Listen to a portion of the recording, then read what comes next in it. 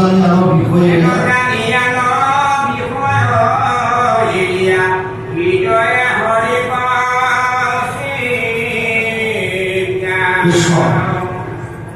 প্ৰহ্লাদে কৈছে এতিয়া প্ৰথম বোলে মানুহৰ জীৱন দুৰ্লভ, তাৰপাছত বোলে মানুহৰ শৰীৰতে 4 পুৰুষাৰ্থ সম্ভৱ, সেইকাৰণে কৃষ্ণৰ ভক্তি কৰা। এতিয়া কৈছে যে মনুষ্যৰ জনম, মনুষ্য শৰীৰ চঞ্চল সদায় কেইদিনক্ষণে কালে ধৰে, যদিও ইমান দুৰ্লভ কিন্তু খন্তেকীয়া, কোন মুহূৰ্তত কাৰ ক'ত কেনেকৈ প্ৰাণ যায় কোনেও গম নাপায়। আনকি মই আপোনালোকক ভয় খুৱাবলৈ কোৱা নাই, ৰাতি যেতিয়া শুই থাক ৰাতিপুৱা সাৰ পাবনে নাই ইয়াৰ কোনো গেৰাণ্টি। ৰাতি শুই থাকোঁতে ৰাতিপুৱা যে সূৰ্য উদয় আমি চাব পাৰিম তাৰো কোনো গেৰাণ্টি নাই। সেইকাৰণে এটা বৰ সুন্দৰ উপায় আছে, শোৱাৰ আগত লগে লগে বিচনাত উঠি দীঘল নিদি 1 মিনিটমান সময় হ'লেও বহক বিচনাত। যোনে যেনেকৈ আসন ল'ব পাৰে, পদ্মাসনত যদি বহিব পাৰে এনেকৈ পদ্মাসনত বহক, কোনোবাই আইসকলে খেৰ মাৰি যেনেকৈ বহে আপুনি বহিছে মুখাখন যেনেকৈ বহে, সেইখন সময়ত এটলিষ্ট ভগৱানৰ ওচৰত হাত জোৰ কৰি কওক, হে প্ৰভু ৰাতিটো তোমাৰ চৰণত অৰ্পণ কৰিছোঁ। বছ ইমানখন প্ৰাৰ্থনা গাই পেলাই কোৱা অভ্যাস কৰক। পাৰিলে ভগাই বা গাওক আৰু মনে মনে, আৰু হৃদয়ত খালি মূল কথা অৰ্পণ শিকক। হে প্ৰভু এই ৰাতিটো তোমাৰ চৰণত অৰ্পণ কৰিছোঁ, তাৰপাছত আপুনি শুই যাওক। কাল শিৰভাৱে হে খাৰা তু কিয় চোৱে নিচিন, মৃত্যু মূৰৰ কিনাৰত থিয় হৈ আছে আৰু তই নিশ্চিন্ত হৈ শুই আছ, এইটো কেনেকুৱা কথা? ঈশ্বৰৰ নাম লৈ শুবলৈ কৈছে। তেতিয়া কি হ'ব? যদি ভগৱানে নকৰক আৰু এনেকুৱা দিন নাহক, যদি কিবা কাৰণত আহিল ৰাতি যদি শুই থাকোঁতে কাৰোবাৰ যদি মৃত্যু হ'বলগীয়া হ'ল, কিন্তু আপুনি খোৱাৰ প্ৰাক মুহূৰ্তত ঈশ্বৰৰ নাম লৈ কৈছে। গীতাত অৰ্জুনক কৈছে অন্তকালে মামেবং স্মৰণ মুক্ত কলেবৰম ইয় প্ৰয়াতি সম্বদ ভাবনিয়াতি নাস্তেদ্ৰ সংশয়। 8ম অধ্যায় 5 নম্বৰ শ্লোক গীতা। হে অৰ্জুন, যদি কোনোবাই শেষ মুহূৰ্তত মোৰ নাম লৈ শৰীৰ ত্যাগ কৰে তেতিয়াহ'লে সেইজনে মোক পাব, ইয়াত কোনো সন্দেহ নাই। এতিয়া আপুনি নিদ্ৰা দেৱীৰ কোলাত যোৱাৰ আগত যিহেতুকে কৃষ্ণৰ নাম লৈছে, গতিকে যদি আপোনাৰ টোপনি আহোঁতে তাতে যদি মৃত্যু হয়, কিন্তু আপোনাৰ সচেতন অৱস্থাত আপুনি যিহেতু কৃষ্ণৰ নাম লৈ শুইছে, গতিকে বিশ্বাস ৰাখক বৈকুণ্ঠ নামলৈ গতি হ'ব, পুনৰ আৰু সংসাৰত আহিবলগীয়া নহয়। ঠিক তেনেকৈ ৰাতিপুৱা শোৱাৰ পৰা উঠিও ঘপককৈ বিচনাৰ পৰা নমাটো শৰীৰৰ কাৰণে অতি বেয়া। যদি আপুনি সাৰ পাই জাপ মাৰি বিচনাৰ পৰা নামে, কেতিয়াবা কেতিয়াবা শাৰীৰিকভাৱে বহুত বিপদ হ'ব পাৰে, হয়তো ষ্ট্ৰক হ'ব পাৰে, মূৰ ঘূৰাই পৰি যাব পাৰে, বিভিন্ন ধৰণৰ ঘটনা হ'ব পাৰে। অলপ সময়, কাৰণ আপুনি দুটা বেলেগ অৱস্থাত থাকে, হয়তো স্বপ্ন অৱস্থা নহ'লে গভীৰ নিদ্ৰা। শুই থাকোঁতে দুটা অৱস্থাত হ'ব পাৰে, হয়তো স্বপ্ন আপুনি সপোন দেখি আছে আৰু নহ'লে গভীৰ নিদ্ৰা আপুনি একো গম নাপায়। এই দুটা অৱস্থাৰ পৰা জাগ্ৰত অৱস্থালৈ আহে, গতিকে অকণমান সময় তেতিয়াও দিয়ক। আৰু দি এই ৰাতিপুৱাই বিচনাতে আপুনি হাত জোৰ কৰি এবাৰ প্ৰাৰ্থনা কৰক, হে প্ৰভু এই দিনটো তোমাৰ চৰণত অৰ্পণ কৰিলোঁ। বছ তাৰপিছত আপুনি নামক ইয়াত কৰচি ইয়াত অশ্মচি ইয়াত জুহচি তদাচি ইয়াত তপস্যচি কৌম ইয়াত পুৰুষ মদৰ্পণম। 9ম অধ্যায় 27 নম্বৰ শ্লোক গীতা। অৰ্জুনক কৈছে, হে অৰ্জুন তই যি কৰিছ, যি খাইছ, যি তপ কৰিছ, যি দান কৰিছ, সমস্তখিনি মোক অৰ্পণ কৰ। প্ৰতিটো মুহূৰ্তত ভগৱানৰ চৰণত অৰ্পণ কৰ। অৰ্পণ কৰিলে আপুনি দিনটো অৰ্পণ কৰি দিছে কৃষ্ণৰ চৰণত, তাৰপিছত আপোনাৰ কোনো টেনশ্যন ল'বলগীয়া নাই, যি কৰিব তেওঁ কৰাই কৰি যাব, আপুনি একো চিন্তা কৰিব নালাগে। বছ কেৱল বিশ্বাস ভগৱানৰ চৰণত। প্ৰহ্লাদে কৈছে মনুষ্য শৰীৰ চঞ্চল সদায়, কাৰ কেতিয়া মৃত্যু হয় ঠিক নাই। UPSC এক্সাম দিছে, ৰিজাল্ট ভাল, ইণ্ডিয়াৰ ভিতৰত হয়তো 5th হৈছে, 10th পজিশ্যন পাইছে, বিৰাট আনন্দত ঘৰলৈ আহি আছে, এক্সিডেণ্ট হ'ল, ভালতে একো আপুনি কৰিব নোৱাৰে। কাৰ কেতিয়া মৃত্যু আহে কেনেকৈ আহে কোনো গম নাপায়। ভগৱানৰ চৰণত সেৱা কৰি আছে, সেৱা কৰি থাকোঁতে কাটি হৈ গ'ল, তাতে মৃত্যু গম নাপায়। কাৰ কেতিয়া মৃত্যু কেনেকৈ আছে কোনো নাজানে। প্ৰতিটো মুহূৰ্ত আমাৰ কাৰণে অন্ধকাল, গতিকে প্ৰতিটো মুহূৰ্তত কৃষ্ণক কেতিয়াও লগত নেৰিব। সদায় মনত ৰাখক কৃষ্ণৰ নাম যিমান পাৰে আপোনালোকে মুখেৰে লওক আৰু হৃদয়ত তেওঁৰ ৰূপ ধাৰণ কৰি থাকক। ভাই মুখে বোলা ৰাম হৃদয়ে ধৰা ৰূপ এনেকে মুক্তি পাই বা কুহিৰ স্বৰূপ। গুৰুজনাই লিখি থৈ গৈছে, নতুন ক'বলগীয়া একোৱে নাই।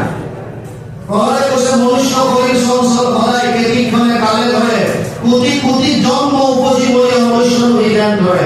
আকৌ যে মানুহৰ শৰীৰ পাম এইটো বৰ সন্দেহ হয়। আচ্ছা কেনেকৈ শৰীৰ পায় মানুহৰ সেইটো বুজিব। কোনো মানুহ এক মুহূৰ্ত কাম নকৰাকৈ থাকিব নোৱাৰে। নাহি কচ্চিৎ চলম বিজাতু নিষ্পত্য অকৰ্মণি কাৰ্যতে অবসৰ্বৰ্ণ সৰ্ব প্ৰকৃতি যে গুণে তৃতীয় অধ্যায় 5 নম্বৰ শ্লোক গীতা। তাত কৈছে হে অৰ্জুন কোনো মানুহ এক মুহূৰ্ত কাম নকৰাকৈ থাকিব নোৱাৰে। আমি এইটো জন্ম পোৱাৰ আগতো হয়তো আৰু বহুবাৰ মানুহ হৈছিলোঁ, তেতিয়াও আমি কৰ্ম কৰিছোঁ আৰু আমাৰ তেনেকুৱা কৰ্ম জীৱনত নকৰোঁ কিয়? যদি আপুনি কৃষ্ণ দৰ্শন কৰা নাই তেতিয়াহ'লে প্ৰত্যেকটো কৰ্মৰ বিপৰীতে 3 ধৰণৰ ফল জীৱই ভোগ কৰিবলগীয়া হয়। অনিষ্টম ইষ্টম মিশ্ৰম সত্ৰী বিধা কৰ্ম ফলম ভগৱতী অত্যাগিনাম প্ৰেত্য নাতু সন্ন্যাসী নাগজি। অষ্টাদশ অধ্যায় 12 নম্বৰ শ্লোক গীতা। অৰ্জুনক কৈছে হে অৰ্জুন 3 ধৰণৰ ফল আছে। অনিষ্টম মানে বেয়া মানে পাপ, ইষ্টম মানে ভাল পুণ্য, মিশ্ৰিত পাপ পুণ্যৰ মিশ্ৰণ। আমাৰ কৰ্মবিলাক যিমান কৰিছোঁ আপুনি ইন্দ্ৰিয়ৰ দ্বাৰা বাকীবিলাকে বাহ্যিকভাৱে কৰা হওক মনৰ দ্বাৰা কৰা হওক প্ৰত্যেকটো কৰ্ম ইয়াৰ ফলবিলাক 3 ধৰণে ভাগ হৈ আমাৰ এখন একাউণ্টত চব জমা হৈ আছে। এই যিখন একাউণ্টত জমা হৈ আছে শাস্ত্ৰই তাক নাম দিছে সঞ্চিত কৰ্ম। সঞ্চিত কৰ্ম। এতিয়া ডাঙৰ কথা হৈছে এটা শৰীৰ শেষ হোৱাৰ পাছত বা কোনোবা এটা প্ৰাণীৰ মৃত্যু হোৱাৰ পাছত যেতিয়া জীৱটো লিংগ দেহাৰ লগত ওলাই যায় পুনৰ কি শৰীৰ পাব এইটো নিৰ্ভৰ কৰিছে এতিয়া তেওঁ সঞ্চিত কৰ্মৰ পৰা ভোগ কৰিবলৈ যিটো অংশ আনিছে এই অংশটো কেনেকুৱা। নিজৰ কৰ্মফলৰ যিটো অংশ ভোগ কৰিবলৈ আনো তাক কয় প্ৰাৰব্ধ। প্ৰাৰব্ধত যদি পুণ্য আহিল ধৰি লওক এটা মেকুৰীটো মৃত্যু হ'ল আৰু জীৱ গুচি গ'ল, তাৰ সঞ্চিত কৰ্মৰ পৰা এটা অংশ ভোগ কৰিবলৈ লাগিলে এইবাৰ তাৰ গোটেই পুণ্য আহিল। যদি পুণ্য আহে তেতিয়া গীতাত কৈছে যে সি ডাইৰেক্ট স্বৰ্গত যাব। স্বৰ্গ দেৱতা হৈ থাকিব কেতিয়ালৈকে? তে ত্বম ভূত্বা স্বৰ্গলোক বিশালম চীনে পুইনে মৰ্তলোক বিশন্তি। 9 অধ্যায় 21 নম্বৰ শ্লোক গীতা। তাত কৈছে জীৱই তেতিয়ালৈকে দেৱলোকত থাকিব পাৰিব যেতিয়ালৈকে তাৰ পুণ্য থাকে আৰু পুণ্য ক্ষয় হ'লে কোনো নৰকত নগৈ আকৌ 84 লাখ জুৰি ভ্ৰমণ কৰিব লাগিব। আৰু যদি তাৰ প্ৰাৰব্ধত কেৱল পাপ আহিল পাপ তেতিয়াহ'লে অভুজনি পায় কীট পতংগ পোক পৰুৱা গছ গছনি হিমালয়ৰ পানী আছে এইবিলাক হৈছে প্ৰাৰব্ধত কেৱল পাপ লৈ আহিছে। পাপখিনি ভোগ কৰি কৰালৈকে শেষ নোহোৱা পৰ্যন্ত এইটো শৰীৰ ত্যাগ কৰিব নোৱাৰে। মানুহৰ শৰীৰ কেতিয়া পাব? মানুহৰ শৰীৰ তেতিয়াহে সম্ভৱ যেতিয়া তেওঁৰ প্ৰাৰব্ধত মিশ্ৰিত কৰ্ম আহিব। মিশ্ৰিত পাপ পুণ্যৰ মিশ্ৰণ। আৰু ইণ্টাৰেষ্টিং কথা আমাৰ প্ৰাৰব্ধত পাপ পুণ্যৰ মিশ্ৰণ লৈ অহাৰ কাৰণে প্ৰত্যেকজন মানুহে সুখ আৰু দুখ দুইটা ভোগ কৰিবলগীয়া হয়।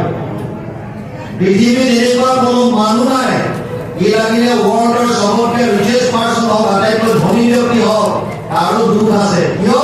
মানুহৰ শৰীৰ মানে মিশ্ৰিত কৰ্মফল। মিশ্ৰিত কৰ্মফল মানে সুখ আৰু দুখ দুইটা ভোগ কৰিব লাগিব। ইয়াৰ পৰা হাত সাৰিব নোৱাৰে।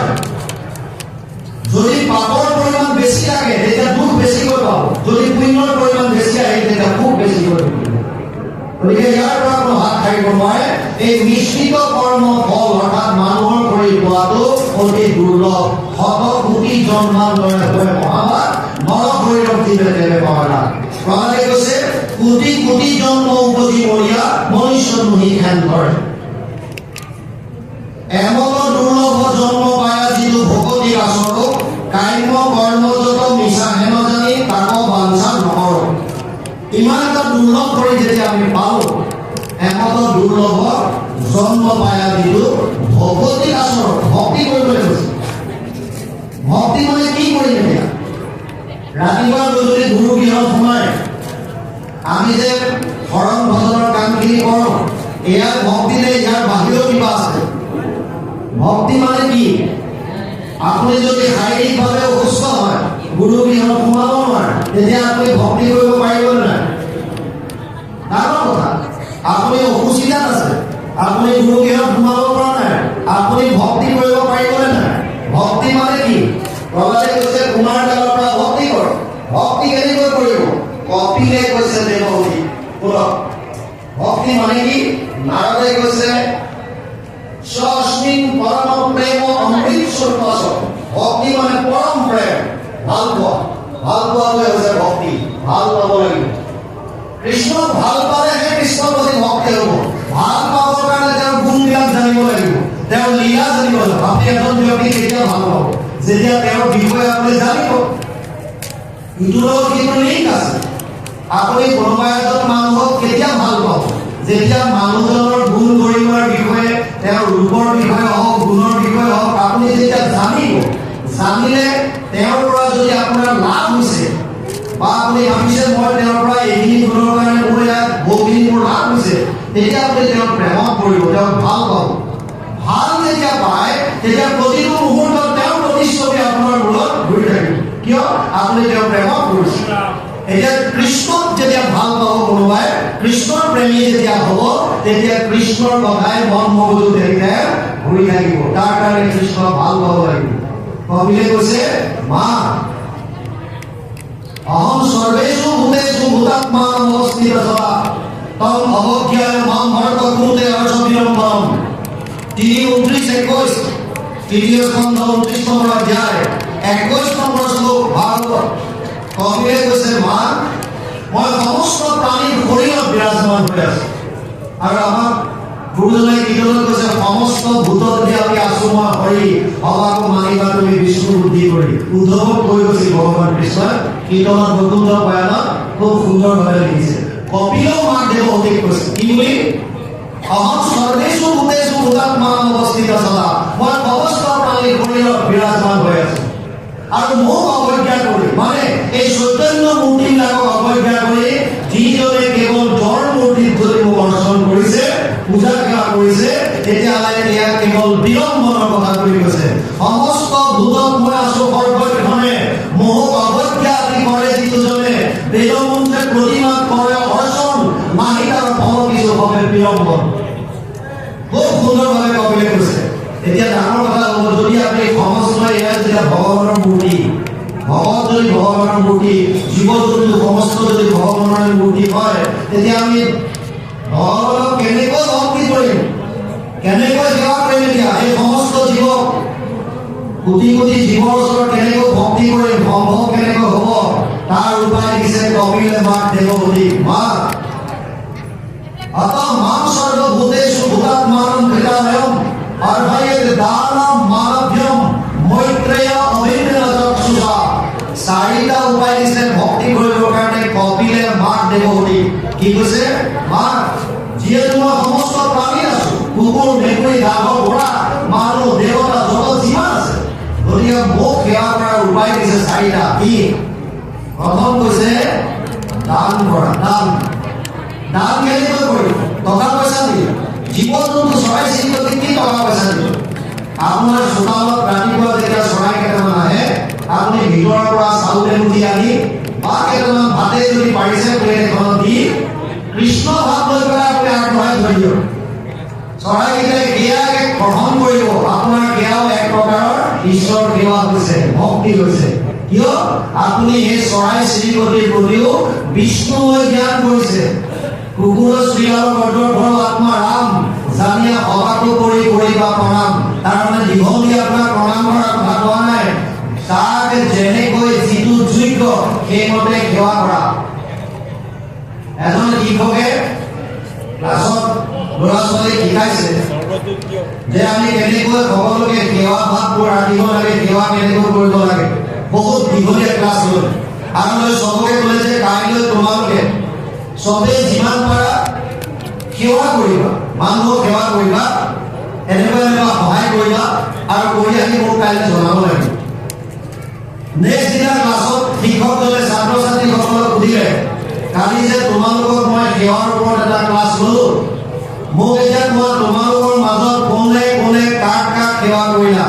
তেতিয়া এজনে হাত থিয় কৰিছে, ছাৰ মই সেৱা কৰিলো। কি ছাৰ? বুঢ়ী মানুহ এজনী ৰাস্তাৰ কাষত ৰৈ আছিলে, মই হাতত ধৰি ৰাস্তাটো পাৰ কৰাই দিলো।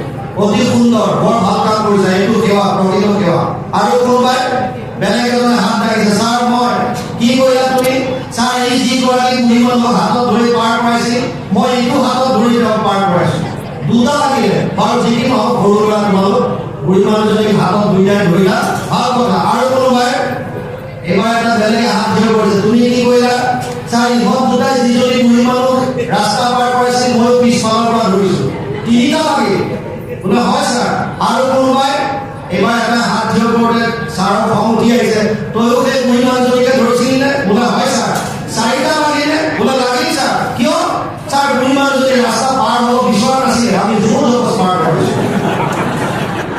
তেনেকুৱা সেৱা লাভ নাই। যাক যেতিয়া যিটো যোগ্য সেইমতে আমি সেৱা আগবঢ়াব লাগিব।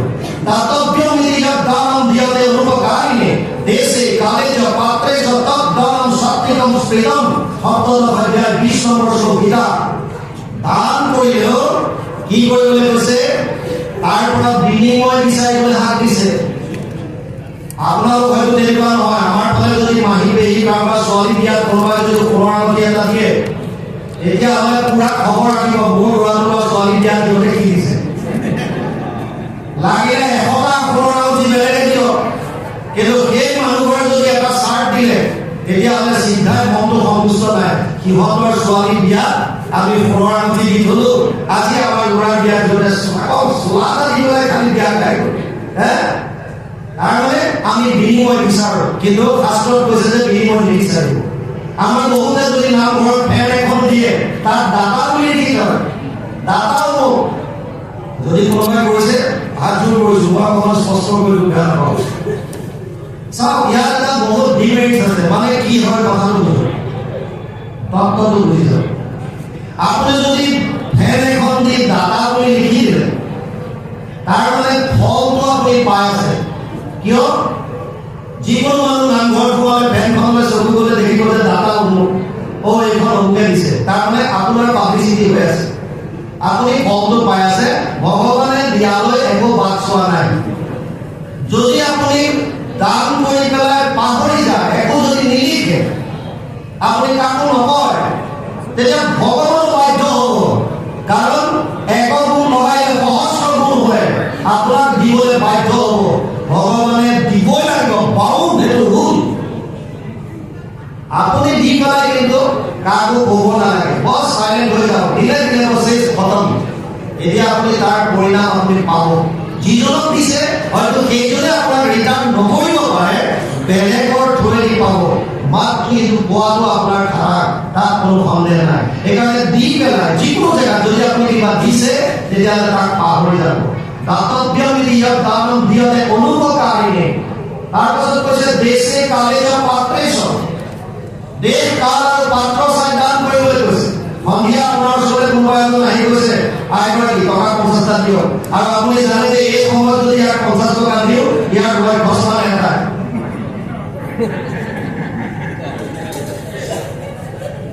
আৰু তথাপিও আপুনি যদি ভাবে যে দান দিয়াটো পুণ্য কাম, গতিকে 50 টকা ইয়াক দিওঁ, যদি আপুনি তাক দি দিলে আৰু সি যদি নিজৰ গন্তব্যস্থানত গৈ অকণমান ফূৰ্তি মাৰি খাই আহি ঘৰত যদি অত্যাচাৰ কৰিছে, পাপৰ ভাগিদাৰ আপুনি হ'ব। এইটো দানৰ পৰা পুণ্য নহয়, এইটো দানৰ পৰা তাত পুণ্য নাই। সেইকাৰণে দেশ কাল আৰু পাত্ৰ চাই দান দিবলৈ কৈছে। কোনটো স্থানত, কোনটো সময়ত, কোনজনৰ হাতত আপুনি দানটো দিছে, এইটো বৰ ডাঙৰ কথা। কি দিছে আপোনাৰ কথা। আমাৰ বহুতে কৈছে অকল টকা পইচা দিবলৈ নালাগে। আপোনাৰ ঘৰলৈ কৰবাত অচিনাকি কুকুৰ এটা যদি আহিছে, আপুনি যদি পাৰিছে কিবা কৰি অংক দি দিয়ক, সি খাই ওলাই যাব। আপোনাৰ ভিতৰৰ ওচৰত গৰু এজনী আহি ঘৰ পৰা আছে, দেখিছে যে গৰমত অৱস্থা নাই, আপুনি পাৰিছে যদি পানী এটা দি দিয়ক, আপোনাৰ পুণ্য হ'ব। আপুনি প্ৰত্যেকটো জীৱ জন্তুৰ শৰীৰত কপিলে মাকক কৈছে, মই সকলোতে আছো, আপোনাৰ দৃষ্টি খালি দিবলৈ হ'ব। আপোনাৰ দৃষ্টিকোণটো যদি ঠিক হয় তেতিয়াহ'লে সমস্ততে আপুনি ভগৱানক দেখা পাব। দেখিলে প্ৰথম কামটো কৰিব লাগিব যে দান দিয়া, দান। দ্বিতীয় হৈছে মান, অমানিনা মান দেনা। মানুহ কেনেকুৱা হ'ব লাগে? ত্ৰিনাদপি সুনিচেত তৰুণী বছৰ ইশ্বৰা অমানিনা মান দেনা নিত্যতা কীৰ্তয়ন্তু হৰি। এডাল কিনতো নিজক সৰু হ'বলৈ কৈছে। গুৰুজনে আমাক কেনেকুৱা দেখুৱাই কৈছে? তেওঁ শিৰোমণি ভূঞা, শিৰোমণি ভূঞা হোৱাৰ পাছতো কৃষ্ণৰ কিংকৰ বুলি কয়। কৃষ্ণৰ কিংকৰ, কিংকৰ মানে দাস, দাস মানে চাকৰ। নিজকে কৃষ্ণৰ দাস বুলি লিখিছে। মহাপুৰুষ মাধৱদেৱে কৈছে মাধৱ দীন হীনমতি নহয়, নিজকে দীন হীন দাসৰ দাস এনেকৈ লিখি কৈছে। তাৰমানে এডাল কিনতকৈ নিজক সৰু বুলি ভাবিবলৈ কৈছে। আৰু ইণ্টাৰেষ্টিং কথা, যিজোপা গছত ফল লাগে এই ফলটো গছজোপা সদায় তললৈ দৌৰ খাই থাকে। যদি ফল খায় তেতিয়াহ'লে লেং লেংকৈ বাঢ়ি থাকিব। সেইকাৰণে প্ৰথমটো নিজক সদায় সৰু কৰি ৰাখিব দিছে। দ্বিতীয়টো কৈছে তৰুণী বা সহিষ্ণুতা, এডাল গছতকৈ নিজক সহিষ্ণু হ'বলৈ কৈছে। আপোনালোকে অকণমান কেতিয়াবা যদি ভাবি চায়, এতিয়া আম কঁঠালৰ ছিজন, আমজোপালৈ লক্ষ্য কৰিব। ৰ'দ বৰষুণ গৰম ঠাণ্ডা সহ্য কৰি বাহিৰত আছে, আৰু আপুনি মস্ত বাঁহ এটালৈ কোবাইছে, নহ'লে তলৰ পৰা শিলগুটি মাৰিছে, ফলগুটি মাৰিছে, তথাপিও আপোনাক গছজোপাই কিন্তু কি দিছে? আম দিছে। পাঞ্জাৱৰ এজন ৰজা আছিল ৰঞ্জিত সিং। ৰঞ্জিত সিং এবাৰ সন্ধিয়া সময়ত ভ্ৰমণ কৰিবৰ কাৰণে গৈছে নবাব কিছু সৈন্যলৈ। এখন বাগিচাৰ ওচৰত ভ্ৰমণ কৰি আছিল, খাদ্য ভ্ৰমণ। হঠাৎ এটা শিলগুটি আহি মূৰত পৰিল, কপাল ফাটি গ'ল, তেজ ওলাল। লগে লগে সৈন্যসকলে বাগিচা ঘেৰাও কৰি ধৰিলে। আন কাকলৈ পালে, বুঢ়ী মানুহ এজনী পালে, আৰু বুঢ়ীজনীক বন্দী কৰি লৈ আহিল। ৰজাৰ ওচৰত ক'লে, মহাৰাজ এই বাগিচাত আম কোনো নাই, কেৱল এই আইগৰাকীক পালো, এওঁৱে হয়তো আপোনাক শিলেৰে আক্ৰমণ কৰিছে, গতিকে আপুনি যি ইচ্ছা কৰক। মহাৰাজে সুধিলে, হে দেৱী, মই এনেকুৱা কি অপৰাধ কৰিলো যিটোৰ কাৰণে যে আপুনি মোক শিলেৰে প্ৰহাৰ কৰিলে? বুঢ়ীগৰাকীয়ে কৈছে, মহাৰাজ মোৰ এনেকুৱা দৃষ্টতা নাই, মই আপোনাক কিহৰ কাৰণে শিলেৰে প্ৰহাৰ কৰিলো? মোৰ এজন নাতি আছে, সৰুতে মাক বাপেকে এৰি থৈ গুচি গ'ল, মই তুলি তালি ডাঙৰ দীঘল কৰিবলগীয়া হৈছে। লোকৰ ঘৰত কাম বন কৰি মই নাতিটোক আহাৰ মুঠি সদায় দি আহিছিলোঁ। আজি 3 দিন মানৰ পৰা মোৰ শাৰীৰিক অসুস্থতা, মই ক'তো যাব পৰা নাই, গতিকে আজি 3 দিন ধৰি মোৰ নাতিটো ভোকত আছে। আজি অকণমান সুস্থ হৈ ভাবিলোঁ যে আনটো একো কৰিব নোৱাৰোঁ। এই আম গছজোপাত আম এটা দেখি পেলাই তালৈ শিলগুটি মাৰিছিলোঁ যে আম এটাকে ভৰাই নি নাতিটোৰ মুখৰ ওচৰত দি মাৰিছিলোঁ শিলগুটি আমলে, কিন্তু শিলগুটি আমত নালাগি লাগি আপোনাৰ কপালত। গতিকে মোৰ ভুল হ'ল, ক্ষমা কৰিব। সৈন্যবিলাকে ক'লে, হে মহাৰাজ, আইগৰাকীয়ে যিহেতু স্বীকাৰ কৰিছে, গতিকে আদেশ কৰক, কটাশালত নি ভৰ্তি কৰি দিওঁ। ৰঞ্জিত সিঙে কৈছে, এইটো সত্য কাহিনী। ৰঞ্জিত সিঙে কৈছে, যদি এজোপা আমে শিলগুটিৰ প্ৰহাৰ পোৱাৰ পাছতো ফল যদি দিব পাৰে, মইতো পাঞ্জাৱৰ ৰজা ৰঞ্জিত সিং, যে মই সামান্য শিলগুটি এটা প্ৰহাৰ পাই মই কিয় ফল দিব নোৱাৰোঁ? মোৰ খাদ্য ভাণ্ডাৰৰ পৰা যিমান খাদ্যৰ প্ৰয়োজন এই বুঢ়ীগৰাকী আৰু তেওঁৰ নাতিটোক যোগান দিয়া হওক। সহিষ্ণু হ'বলৈ দিছে, আৰু সকলোৰে প্ৰতি এই কৃপা ভাৱটো, দয়াৰ ভাৱটো, কৰোণা ভাৱটো আমাক জাগ্ৰত কৰিবলৈ দিছে। ত্ৰিনাদপি সুনিচেত তৰুণী বা সহিষ্ণুতা অমানিনা মান দেনা, এইটো বৰ ডাঙৰ কথা। কপিলে মাকক কৈছে, অৰ্হয়েত দান মানভ্যম, নিজে সন্মান বিচাৰিবলৈ হাত দিছে, বেলেগক দিবলৈ কৈছে। কিন্তু আমি বৰ্তমান সমাজত খেলিমেলিৰ মূল প্ৰশ্নটোৱে হৈছে এইটো, আমি সকলোকে নিজকে সৰ্বজান্তা বুলি ভাবো। মই যিটো কৈছো এইটোৱে সত্য, সমাজখন মোৰ মতে চলিব লাগিব, আৰু যদি মোৰ মতে নচলে তেতিয়াহ'লে মোৰ শান্তি নাই। সেইকাৰণে বেলেগৰ কথা নুশুনোৱে, সন্মানিত নিবিচাৰোঁ। মই জানোৱে চব, মই সৰ্বজ্ঞ কৰিম, মই জানো, গতিকে মই বেলেগক গুৰুত্ব দিম। 3য় শ্ৰেণীৰ ল'ৰা ক্লাছত বহি আছে, শিক্ষকজন আহিছে, আৰু শিক্ষকে কৈছে, বোপাই সি ক্লাছৰ ভিতৰত প্ৰথম, ফাৰ্ষ্ট বয়, তাক ক'লে, শুনা এটা প্ৰশ্ন কৰি উত্তৰটো দিবা। সি ক'লে, ছাৰ কওক। ধৰি লওক মোৰ বেগৰ পৰা উলিয়াই তোমাক 2টা আপেল দিলোঁ, আৰু মই গছৰ পৰা পাৰি আনি তোমাক 3টা আকৌ আপেল তোমাৰ হাতত কেইটা আপেল হ'ব? তৃতীয় শ্ৰেণীৰ ফাৰ্ষ্ট বয় সি গন্তি কৰি ক'লে ছাৰ 6টা হ'ব। শিক্ষকে ক'লে আৰে কি কথা কৈছে ভালকে শুনা, মই বেগৰ পৰা উলিয়াই 2টা আপেল তোমাক দিলোঁ, গছৰ পৰা ছিঙি আনি 3টা আপেল তোমাৰ হাতত দিলোঁ, তোমাৰ হাতত কেইটা আপেল হ'ব? সি আকৌ গন্তি কৰি কৈছে ছাৰ 6টা। 4-5 বাৰমান সোধাৰ পাছত শিক্ষকজনৰ খং উঠিল, ইমান সৰু প্ৰশ্ন এটাৰ উত্তৰ দিব পৰা নাই আৰু তাক এক চৰ মাৰি দিলে। চৰ মাৰি দিয়াৰ লগে লগে ল'ৰাটোৱে কান্দিবলৈ ধৰিলে। অকণমানি ল'ৰা, চোকা ল'ৰা, ফাৰ্ষ্ট বয়। শিক্ষকজনৰ বেয়া লাগিল, তাক ক'লে অ' পাই তই ভালকে উত্তৰটো এবাৰ চা, মই তোক বেগৰ পৰা 2টা আপেল দিছোঁ। সি কৈছে হয়, আৰু মই গছৰ পৰা তোক 3টা দিছোঁ, এতিয়া তোৰ হাতত কেইটা হ'ল? সি আকৌ কান্দি কান্দি কৈছে 6টা। শিক্ষকে ক'লে কেনেকৈ 6টা হ'ব তোমাৰ? তেতিয়া সি ক'লে যে ছাৰ আপুনি মোক বেগৰ পৰা 2টা দিলে। বোলে হয়, 3টা আপুনি গছৰ পৰা আনি দিছে। কৈছে সেইটো সত্য, আৰু মায়ে ঘৰৰ পৰা এটা দি পঠিয়াইছে। মোৰ হাতততো 6টাই আছে, আপুনি কৈছে তোৰ হাতত কেইটা হ'ল? মোৰ হাতত 6টা। ছাৰক শুনিবলৈ হ'বনে? ছাৰে আগতে মাৰি দিলে তাৰ পৰা। সন্মান দিব লাগে, বেলেগক আমি সন্মান দিব পাৰিব লাগে। অমানিলা মানুহে নিত্য কীৰ্তনটো হয় আৰু লগতে সদায় কৃষ্ণৰ কথা কীৰ্তন কৰিব লাগিব, শ্ৰৱণ কৰিব লাগিব, স্মৰণ কৰিব লাগিব। যদি আমি কৰিবলৈ চাওঁ, অখিলে মাকক কৈছে মা মই যিহেতু সমস্ত প্ৰাণীত আছো, প্ৰথম দান কৰা, দ্বিতীয়ত মান কৰা, তৃতীয়ত কৈছে মৈত্ৰতাৰ আচৰণ কৰা। মিত্ৰ কোনবিলাক? মিত্ৰ মানে আপুনি প্ৰত্যেকটো জীৱৰ প্ৰতি ভাল পোৱা আপোনাৰ আছে, আপুনি মিত্ৰ ভাৱ লৈছে, তেওঁ আপোনাক মিত্ৰতাৰ চকুৰে চাই নে নাই এইটো আপোনাৰ দুটা নহয়। আপুনি মিত্ৰ বুলি ভাবক, এইটো আপোনাৰ কৰ্তব্য। তেওঁ কি ভাবিছে তেওঁৰ ওপৰত এৰিব।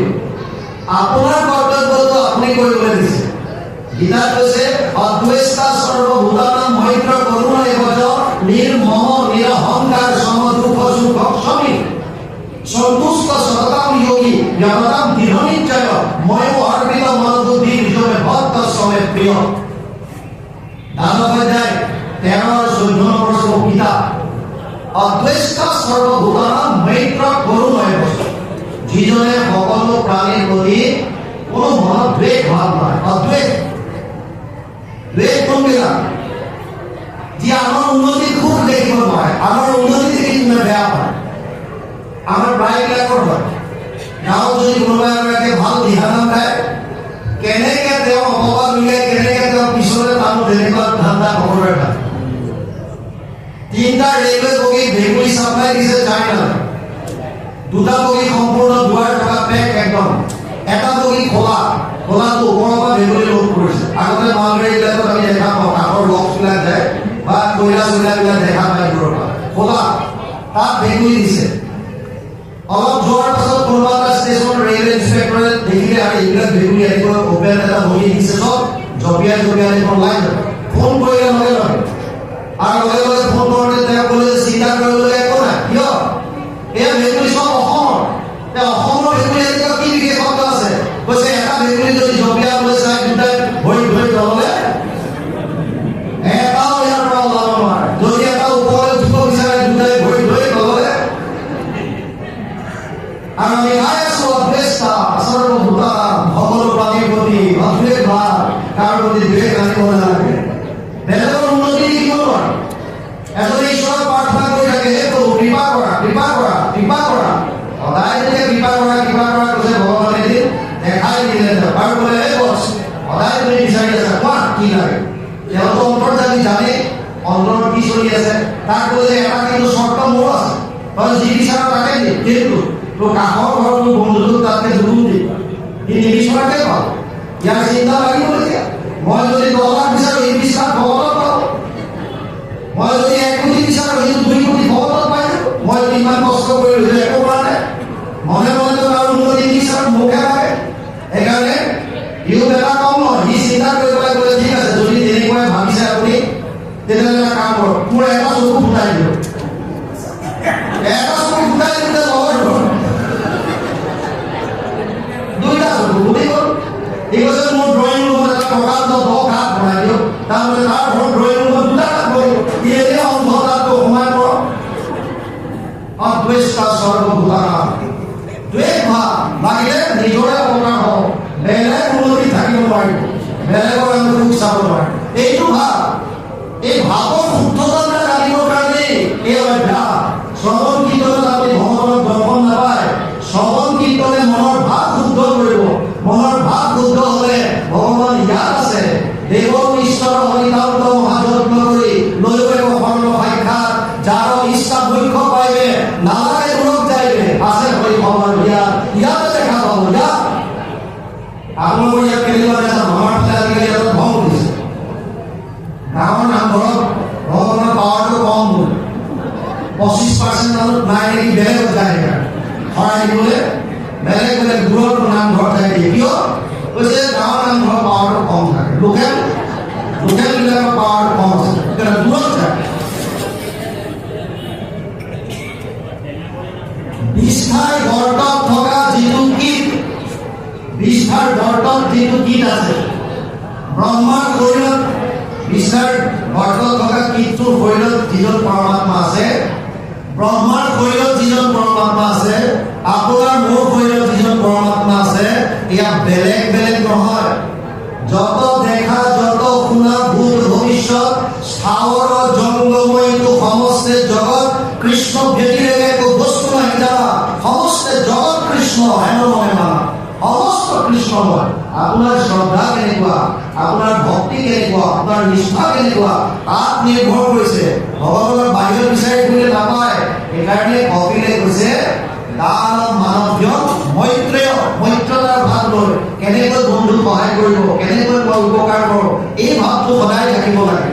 আৰু শেষত কৈছে অভিন্নেন চক্ষুষা, ভিন্ন ভাৱেৰে চাবলৈ হাত দিছে। গুৰুজনাই কীৰ্তনত কি লিখিছে? ব্ৰাহ্মণৰ চাণ্ডালৰ নিবিচাৰি কুল, দাতাল চোৰত যেন দৃষ্টি এক দূৰ, নিশত সাধুৰ যেন ভৈল এক জ্ঞান, তাহাকে পণ্ডিত বুলিয় সৰ্বজা। ভাগ কৰিবলৈ হাত দিছে। আমি আকৌ ক'ৰবাত দেখা পাওঁ বহিবৰ কাৰণে এখন ধাৰি পাতি পিছফালে গৈছে। কিয়? য'তে ত'তে নহয়, দুৰ্যোধন নাই। দুৰ্যোধন যেতিয়া কৃষ্ণৰ ওচৰত সহায় বিচাৰি গৈছে, ভগৱান কৃষ্ণটো অন্তৰ্যামী, উপদ্ৰষ্টা অনুমন্তা ভৰ্তা ভোক্তা মহেশ্বৰ, পৰমাত্মাই নিজাপ্যুক্ত দেহেস্মিন পুৰুষোত্তম, ত্ৰয়োদশ অধ্যায় 22 গীতা। ভগৱানে কৈছে মই সমস্ত শৰীৰত অন্তৰ্যামী ৰূপে, স্বামী ৰূপে, ভৰ্তা ৰূপে আৰু পৰমাত্মা ৰূপে বিৰাজমান হৈ আছে। গতিকে আমাৰ মনৰ ভাৱ তেওঁ জানে। ভগৱানে গম পায় দুৰ্যোধনৰ মনৰ ভাৱ কি, ভাবিছে এই বেলেগৰ য'তে ত'তে নহয়, সেইকাৰণে তাৰ কাৰণে স্পেচিয়েল লাগিল। আৰু সেইকাৰণে মূৰৰ ঠিকানত এখন দিহাখন ধৰিছে। দুৰ্যোধনকৈ দিহাখন কৰিছে। আমাৰ বহুতে নিজে বেলেগৰ ধাৰি পাতি দিলেও নহয়, নিজৰ এখন নিজৰ লগত থাকিব লাগে। সেইখনহে কৰিম, বেলেগত কৰিলে ভগৱান জানে।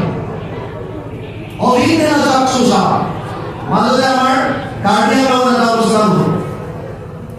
কাৰ্ডিয়ান নামৰ অনুষ্ঠান হওঁতে অনুষ্ঠানৰ শেষ হওঁতে এজন নামঘৰীয়া ল'ৰা আছিল, তেওঁ আহিল আমাৰ ওচৰলৈ। তেওঁ অসুচিতাৰ কিবা পৰিয়ালৰ কোনোবা ঢুকাইছে, ভিতৰলৈ আহিব নোৱাৰিলে। সন্ধিয়া লগ কৰিলে আৰু লগ কৰি বোলে ভাত আপোনাৰ আজি ব্যাখ্যা শুনিলোঁ ভাতৰ পৰাই। মোৰ কেইটামান প্ৰশ্ন আছিলে, তাৰ ভিতৰত এটা আপুনি খালি অকণমান ক্লিয়াৰ কৰি যাওক। আপোনালোকৰ কোনোবা মৃত্যু হ'লে কিমান দিনত আপোনালোক সংস্কাৰ হয়? আমি ক'লো যে আমাৰ নিয়ম যিটো আছে, আমি 10 দিনত বহা কৰে, তাৰপিছত 11 দিনত একাদশ, আৰু দ্বাদশৰ দিনা আমাৰ তৈল স্পৰ্শ হয়, তাৰপিছত কোনো চোৱা নাথাকে। হ'লে আপোনালোকে কিমান দিনত কৰে? কৈছে আগতে এমাহত কৰিছিলোঁ, এতিয়া মানে আমাৰ ল'ৰা ছোৱালীবিলাকে চাকৰি বাকৰি গুচি যায়, গতিকে মাক দেউতাক ঢুকালে বা ঘৰত কোনোবা ঢুকালে এমাহ দিন চাকৰি ছুটি নাপায়। গতিকে আমাৰ ভট্টাধিকাৰ বহুতে আমি সুধিলোঁ যে বাপ এনেকুৱা সমস্যাত পৰিছোঁ, অকণমান এইটো কমাব নোৱাৰিলে, ছুটিটো নাপায়, এমাহ থাকিবলৈ দিগদাৰ হৈছে। আৰু ভট্টাধিকাৰ বাবে কৃপা কৰি পেলাই অকণমান কমালে, 17 দিন কৰিলে। আমি ক'লো তেওঁলোকে কিমান দিনত কৰে? কৈছে তেওঁলোকে 11 দিনতে কৰে। তেওঁলোকে আপোনালোকৰ কাৰণে 17 দিনটো মানে কিবা স্পেচিয়েল কিবা? কৈছে তেনেকুৱা একো নাই। আমি ক'লো এবাৰ আহিলে সুধিব যে এইটো বস্তুটো কি কথা। আপোনালোক যদি 10, 11, 12 দিনত হ'ব পাৰে, আমাৰ কাৰণে 17 দিনটো কি স্পেচিয়েল বস্তু, এইটো অকণমান বুজাই দিয়ক। ল'ৰাখিনিয়ে ক'লে ঠিক কথা কৈছে, এইবাৰ আহিলে আমি তাকে সুধিম। যদি বাৰে বাৰে ভাগৱতত কৈছে, কীৰ্তনত কৈছে, ব্ৰাহ্মণৰ চাণ্ডালৰ নিবিচাৰি কুল, দাতাল স্বৰত দৃষ্টি আকৰ্ষণ। যদি আমি সকলোৱে এক ভাগৱতে কৈছে ভিন্নেৰ চক্ষুষা, কাকো ভিন্নভাৱে চাবলৈ হাত দিছে, তেনে ক্ষেত্ৰত আপুনি যদি 11 দিনত শুদ্ধ হ'ব পাৰে, মই এনেকুৱা কি পাপ কৰিলো যে মই এমাহ থাকিব লাগিব? কি যুক্তি আছে তাত? যুক্তি নকৰো। সেইকাৰণে শাস্ত্ৰ যিমান অধ্যয়ন কৰিব কিমান কথাবিলাক ওলাব। আৰু যিদিন হওক ইয়াত কৈছে যে এমত দুৰ্লভ জন্ম পায় যিটো ভগৱতী আচৰণ ভক্তি আচৰণ কৰিবলৈ কৈছে। ভক্তি মানে প্ৰেম, প্ৰেম সমস্ত জীৱৰ প্ৰতি। যদি আপুনি সমস্ত জীৱৰ প্ৰতি প্ৰেম ভাৱ ৰাখিছে তেতিয়াহ'লে আপোনাৰ ভক্তি হৈছে। আপুনি অসুস্থতাৰ কাৰণে গুৰু গৃহত সোমাব পৰা নাই, একো দোষ নাই, ভাৱত ৰাখক ভক্তি, ভাৱত ৰাখি জনাৰ্দন। আপুনি অসুস্থতাৰ কাৰণে গুৰু গৃহত সোমাব পৰা নাই, আপুনি নিজৰ বিচনাতে আছে, একো কথা নাই, মনেৰে ভাবক মই স্নান কৰিলো, মই গুৰু গৃহত সোমাইছো, ভক্তি প্ৰজ্বলন কৰিলো, মই শৰণৰ কাম কৰিছো, মই ভজনৰ কাম কৰিছো। আপুনি আৰামত ভাবি থাকক যিমান পাৰে। ইণ্টাৰেষ্টিং কথা, সাংসাৰিক ক্ষেত্ৰত ভাবি থাকিলে একো কাম নহয়। যেনে আপুনি বিচনাত যদি ভাবি আছে ঘূৰি ঘূৰি যে এতিয়া বাৰিষাৰ সময়, মই কঠীয়া পাৰিলো, মই ধান লগালো, তাৰপিছত মোৰ আহি গ'ল কাতিয়া ঘৰমান ধান ধুনীয়াকৈ একদম হালি জালি আছে, সোণালী হ'ল, মই ধান চপাই আনিলো, চোতালত ডাঙৰ ডাঙৰ মেজি বনাইছো। এতিয়া বছ মেজিকেইটা চাই আহোঁ মই বাহিৰৰ পৰা, বিচনাৰ পৰা উঠি আহি চোতালত যদি চাই একো নেদেখে। কিয়? কাৰণ আপুনি কেৱল ভাবি আছে। কিন্তু যদি আপুনি তেনেকৈ ঈশ্বৰৰ কথা ভাবি থাকে, আপুনি বিচনাত শুই আছে, আপুনি ভাবি আছে মই স্নান কৰিলো, মই গুৰু গৃহত সোমাইছো, মই ইয়াত সেৱা কৰিছো, মই অমুকক সহায় কৰিলো, মই জীৱ জন্তুৰ প্ৰতি মই এনেকুৱা ভাৱ, কেৱল ভাবি আছে আপুনি মনত যিমান পাৰে ভাৱনা, ভাৱক ৰাহি জনাৰ্দন। প্ৰতিটো ভাৱক আপুনি পুণ্য কমাই আছে, প্ৰতিটো ভাৱক।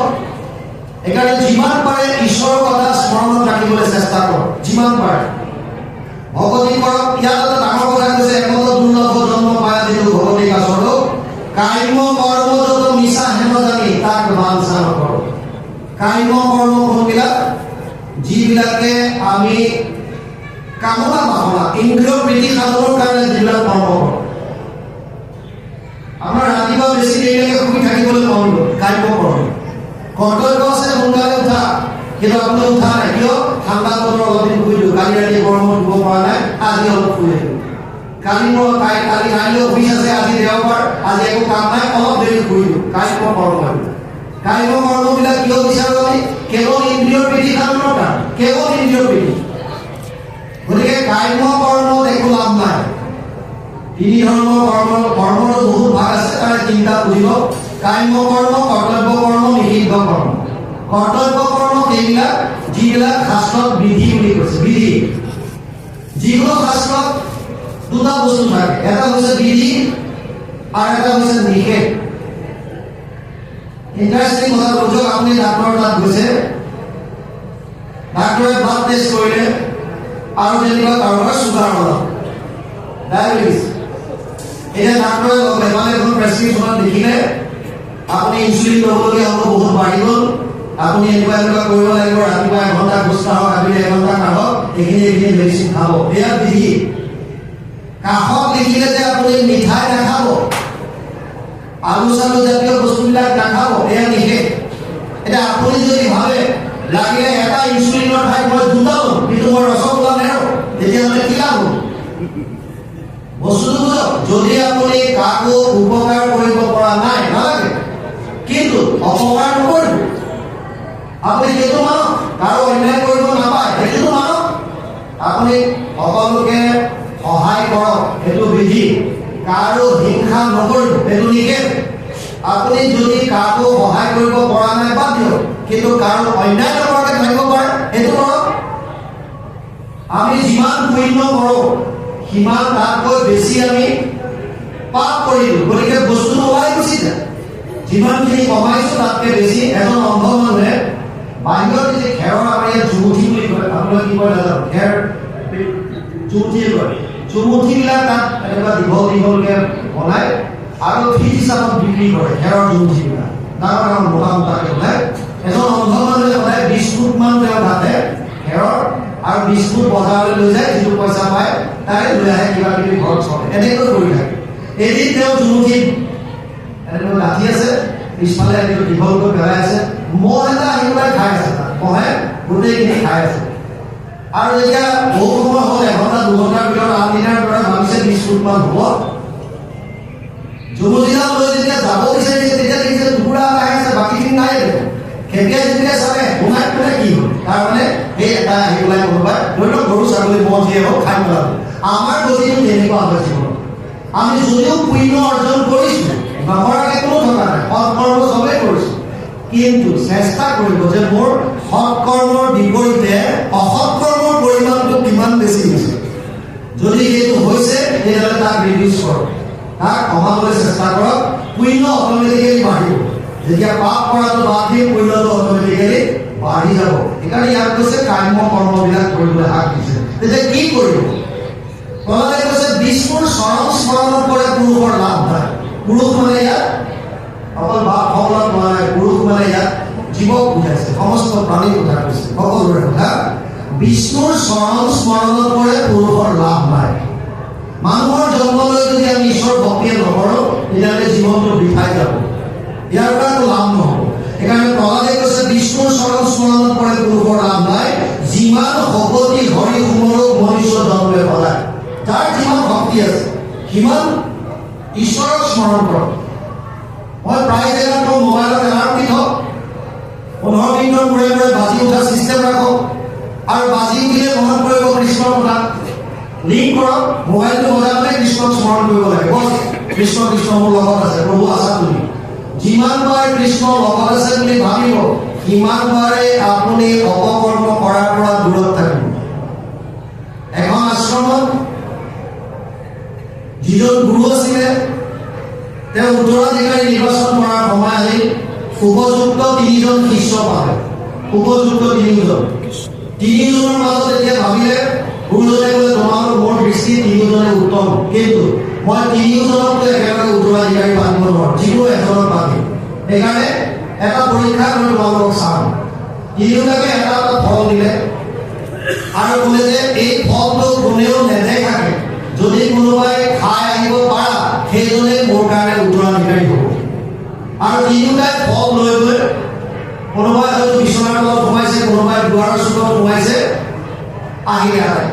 গুৰুজনাই সুধিলে কোনে কোনে কেনেকৈ খালা। প্ৰথমটোৱে ক'লে যে গুৰুদেৱ আপুনি আশ্ৰমৰ সকলো শিষ্যক মাতি সোধক, কোনেও পাত্তা নাপালে। মই মনে মনে লৈ গৈ বিচনাৰ তলত সোমাই লুকুৱাই লুকুৱাই খাইছোঁ। ইজনক সুধিলে, ই ক'লে গুৰুদেৱ ময়ো এনেকুৱাকৈ খাইছোঁ, আপুনি প্ৰমাণ লাগিলে চবকে সোধক, কোনেও গম নাপায়, মই দুৱাৰৰ চুকত খাইছোঁ। তৃতীয়টো সুধিলে তুমি, ই ক'লে গুৰুদেৱ মই খাব নোৱাৰিম, কিয়? মই য'তে লুকাবলৈ যাওঁ তাতেই যে দেখো যে মোৰ কোনোবাই চাই আছে। কোনে? ভগৱানে চবতে যে মোৰ ওপৰত দৃষ্টি ৰাখিছে, গতিকে মই খাব নোৱাৰিলোঁ। লুকুৱাই খাব পৰাৰ মোৰ যে শক্তিকণ নহ'লে, গতিকে মই ফলটো ঘূৰাই দিলোঁ। আৰু গুৰুজনাই ক'লে তেতিয়া উপযুক্ত আৰু উত্তৰাধিকাৰী মোৰ কাৰণে ধুনীয়া, কাৰণ যিজনে সমস্ততে কৃষ্ণক দৰ্শন কৰি আছে, সমস্ততে কৃষ্ণময় দেখি আছে। এতিয়া আমাৰ কি হয়, যেতিয়া কোনোবা ধাৰ্মিক অনুষ্ঠানত বা মঠ মন্দিৰ ক'ৰবাত সোমায় তেতিয়া ভাবে তাৰ ভিতৰতে ভগৱান আছে। সেইকাৰণে চেণ্ডেল জোতা খুলি থৈ পেলাই তাৰ ভিতৰত যায়, তাৰ ভিতৰত চাহ খাব পাৰি, বিড়ি খাব পাৰি, চিগাৰেট খাব পাৰি, বাহিৰতে ওলোৱাৰ লগে লগে পাৰি। কিয়? তাত ভগৱান নাই, ইয়াৰ ভিতৰতে আছে, বাহিৰত থকা একো নাই। তাত ভিক্ষাৰী থাকিলে তাত প্ৰখ্যাত কৰিব লাগিব, মন্দিৰৰ ওচৰত বহে নেকি? কিয়? তাত একো নাই।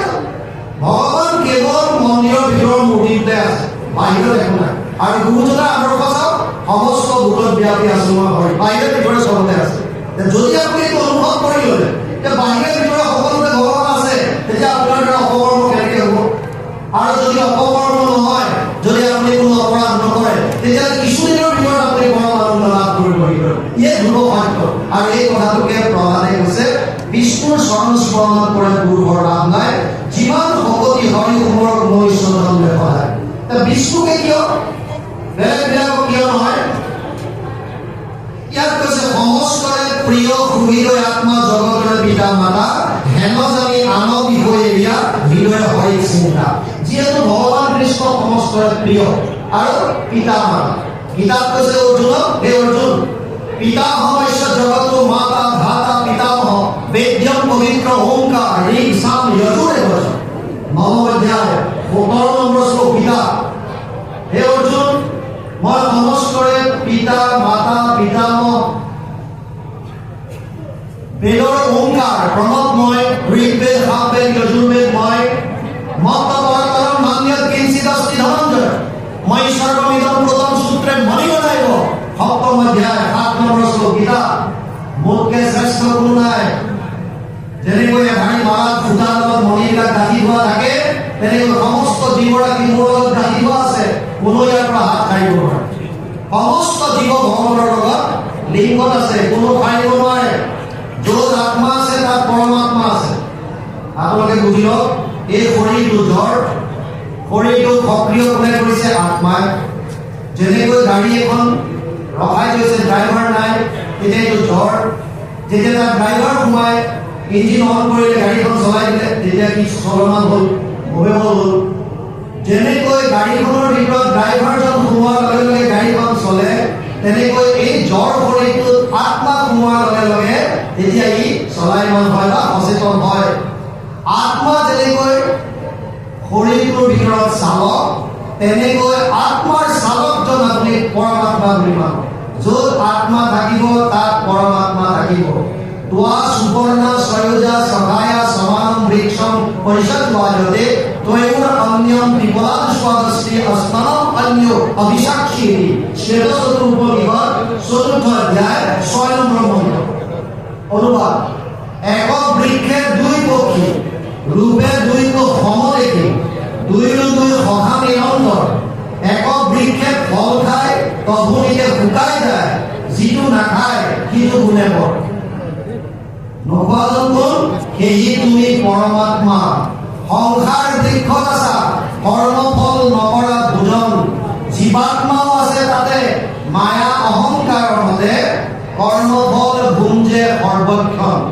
তাৰমানে য'ত আত্মা থাকিব তাত পৰমাত্মা থাকিব এই শব্দটো আমি বুজি ল'লে হ'ল য'ত আত্মা আছে তাত পৰমাত্মা আছে মাত্ৰ ডিফাৰেন্সটো কি হৈ আছে এতিয়া আত্মাই 5টা জ্ঞানেন্দ্ৰিয়ৰ লগত লৈ সংসাৰৰ ফাললৈ মুখ কৰি আছে আৰু পাছফালে ভগৱান পৰমাত্মা এনেকৈ আছে মাজে মাজে টোপৰ মাৰি থাকে উপায় মোৰ ফালে মাত্ৰ এবাৰ ঘূৰি যা তোৰ কাম শেষ এবাৰ মাত্ৰ মোৰ ফালে সন্মুখ আমি দুখ কিয় পাই আছো ঈশ্বৰ বিমুখ কাৰণে এই 5টা জ্ঞানেন্দ্ৰিয় লৈ শ্ৰোত্ৰ নেত্ৰ জিহ্বা ঘ্ৰাণ আৰু চৰ্ম 5টা বিষয়ত আমি খালি মগ্ন হৈ আছো ৰূপ ৰস গন্ধ স্পৰ্শ আৰু শব্দ এই 5টা বিষয়ক বাদ দি পেলাই যদি কৃষ্ণমুখী আমি হ'ব পাৰিলো তেতিয়াহ'লে আপুনি আৰু মই সকলোৱে কম দিনৰ ভিতৰত পৰম আনন্দ লাভ কৰিব পাৰিম ইয়াৰ ভিতৰত যিটো প্ৰাণবন্ধু কৃষ্ণ হৃদয়তে আছে কিন্তু মনেকে কৰিলে লাগে কি কৰাটো নাই হানি এনেকতে পদ্মপাণি তুষ্ট বন্ধ দেৱতাৰে ভগৱানক আৰু বেলেগ নুবুজি ল'ব কেৱল মনৰ ভাৱবিলাক আমি যদি শুদ্ধ কৰোঁ সমস্ত প্ৰাণীৰ প্ৰতি যদি ভাল ভাৱ ৰাখোঁ বিষ্ণুময় যদি দৰ্শন কৰিবলৈ চেষ্টা কৰোঁ অভ্যাস কৰোঁ তেতিয়াহ'লে আমাৰ এটা ভক্তি হ'ব এই কথাখিনিকে প্ৰমাণ কৰিছে আৰু বিশেষভাৱে ভগৱানৰ সমস্তৰে প্ৰিয় হৃদয় আত্মা মমেবংশ জীৱনকে জীৱভূত সনাতন ৫ম অধ্যায় ৭ নম্বৰ শ্লোক গীতা অৰ্জুনক কৈছে হে অৰ্জুন এই যিমান জীৱ আছে চব মোৰ অংশ আৰু গীতাত কৈছে অহম আত্মা দুৰাকেশ সৰ্বভূতাশ্ৰয় স্থিত অহম আদি চ মধ্যম চ ভূতানাম অন্ত এব চ ১০ম অধ্যায় ২০ নম্বৰ শ্লোক গীতা তাত কৈছে হে অৰ্জুন মই সমস্ত আত্মা মই যেনেকৈ জুইৰ পৰা স্ফুলিংগ ওলায় আমি ঠাণ্ডা দিনত যেতিয়া জুই খুৱাই থাকোঁ তাত খৰি এডাল যদি লৰাই দিয়ে তাৰ পৰা যেনেকৈ স্ফুলিংগ ওলায় তেনেকৈ জীৱবিলাক ভগৱানৰ পৰাই চব বাঢ়ি গৈছে চব গতিকে আমি ভগৱানৰ অংশ সেইকাৰণে ভগৱানে অৰ্জুনক কৈছে যিমান আত্মা আছে চব আত্মা মই চব লীলা কৰি আছো গতিকে ইয়াক কৈছে সমস্তৰে প্ৰিয় হৃদয় আত্মা জগতৰে পিতা মাতা হেন জানি আন বিষয়ে হৃদয়ে হৰিক চিন্তা আন বিষয়ৰ কথা বাদ দি ইয়াত ঈশ্বৰক চিন্তন কৰিবলৈ দিছে ইয়ালৈকে গৈছে তাৰপিছত কি আছে বিষ্ণু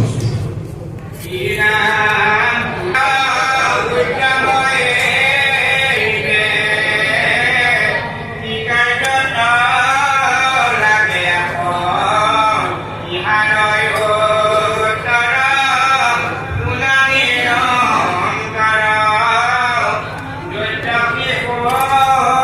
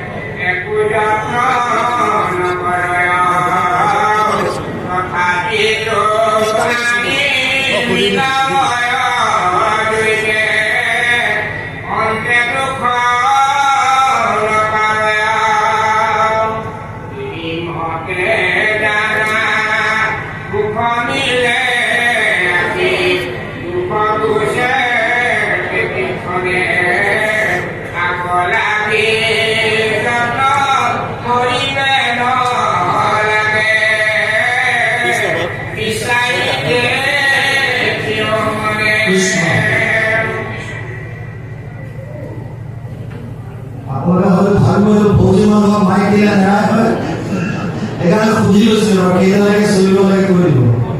আঢ়ৈটা সময় দিছে, আঢ়ৈটা ঠিকে আছে, দুটা বাজিছে, আধা ঘণ্টা আৰু শুনি প্ৰহ্লাদে কি কৈছে। প্ৰহ্লাদে প্ৰথমতে ক'লে যে মানুহৰ জীৱন দুৰ্লভ, সেইকাৰণে ইমান দুৰ্লভৰ জন্ম এটা যেতিয়া পায় কুমাৰ কালৰ পৰাই ঈশ্বৰ কৃষ্ণত ভক্তি কৰাটো উচিত। দ্বিতীয়তে ক'লে চাৰি পুৰুষাৰ্থ কৰিব পৰা উপায় কেৱল মই ঈশ্বৰ কৰো। তৃতীয়ত ক'লে যদিও ইমান দুৰ্লভ, এই মানুহৰ শৰীৰটো কিন্তু খন্তেকীয়া, কোন সময়ত কাৰ মৃত্যু হয় ঠিক নাই। গতিকে এতিয়াৰ পৰাই লগাতাৰ যেতিয়াই সুবিধা পোৱা তেতিয়াৰ পৰাই কৃষ্ণৰ ভক্তি কৰা আৰম্ভ কৰি দিয়ে।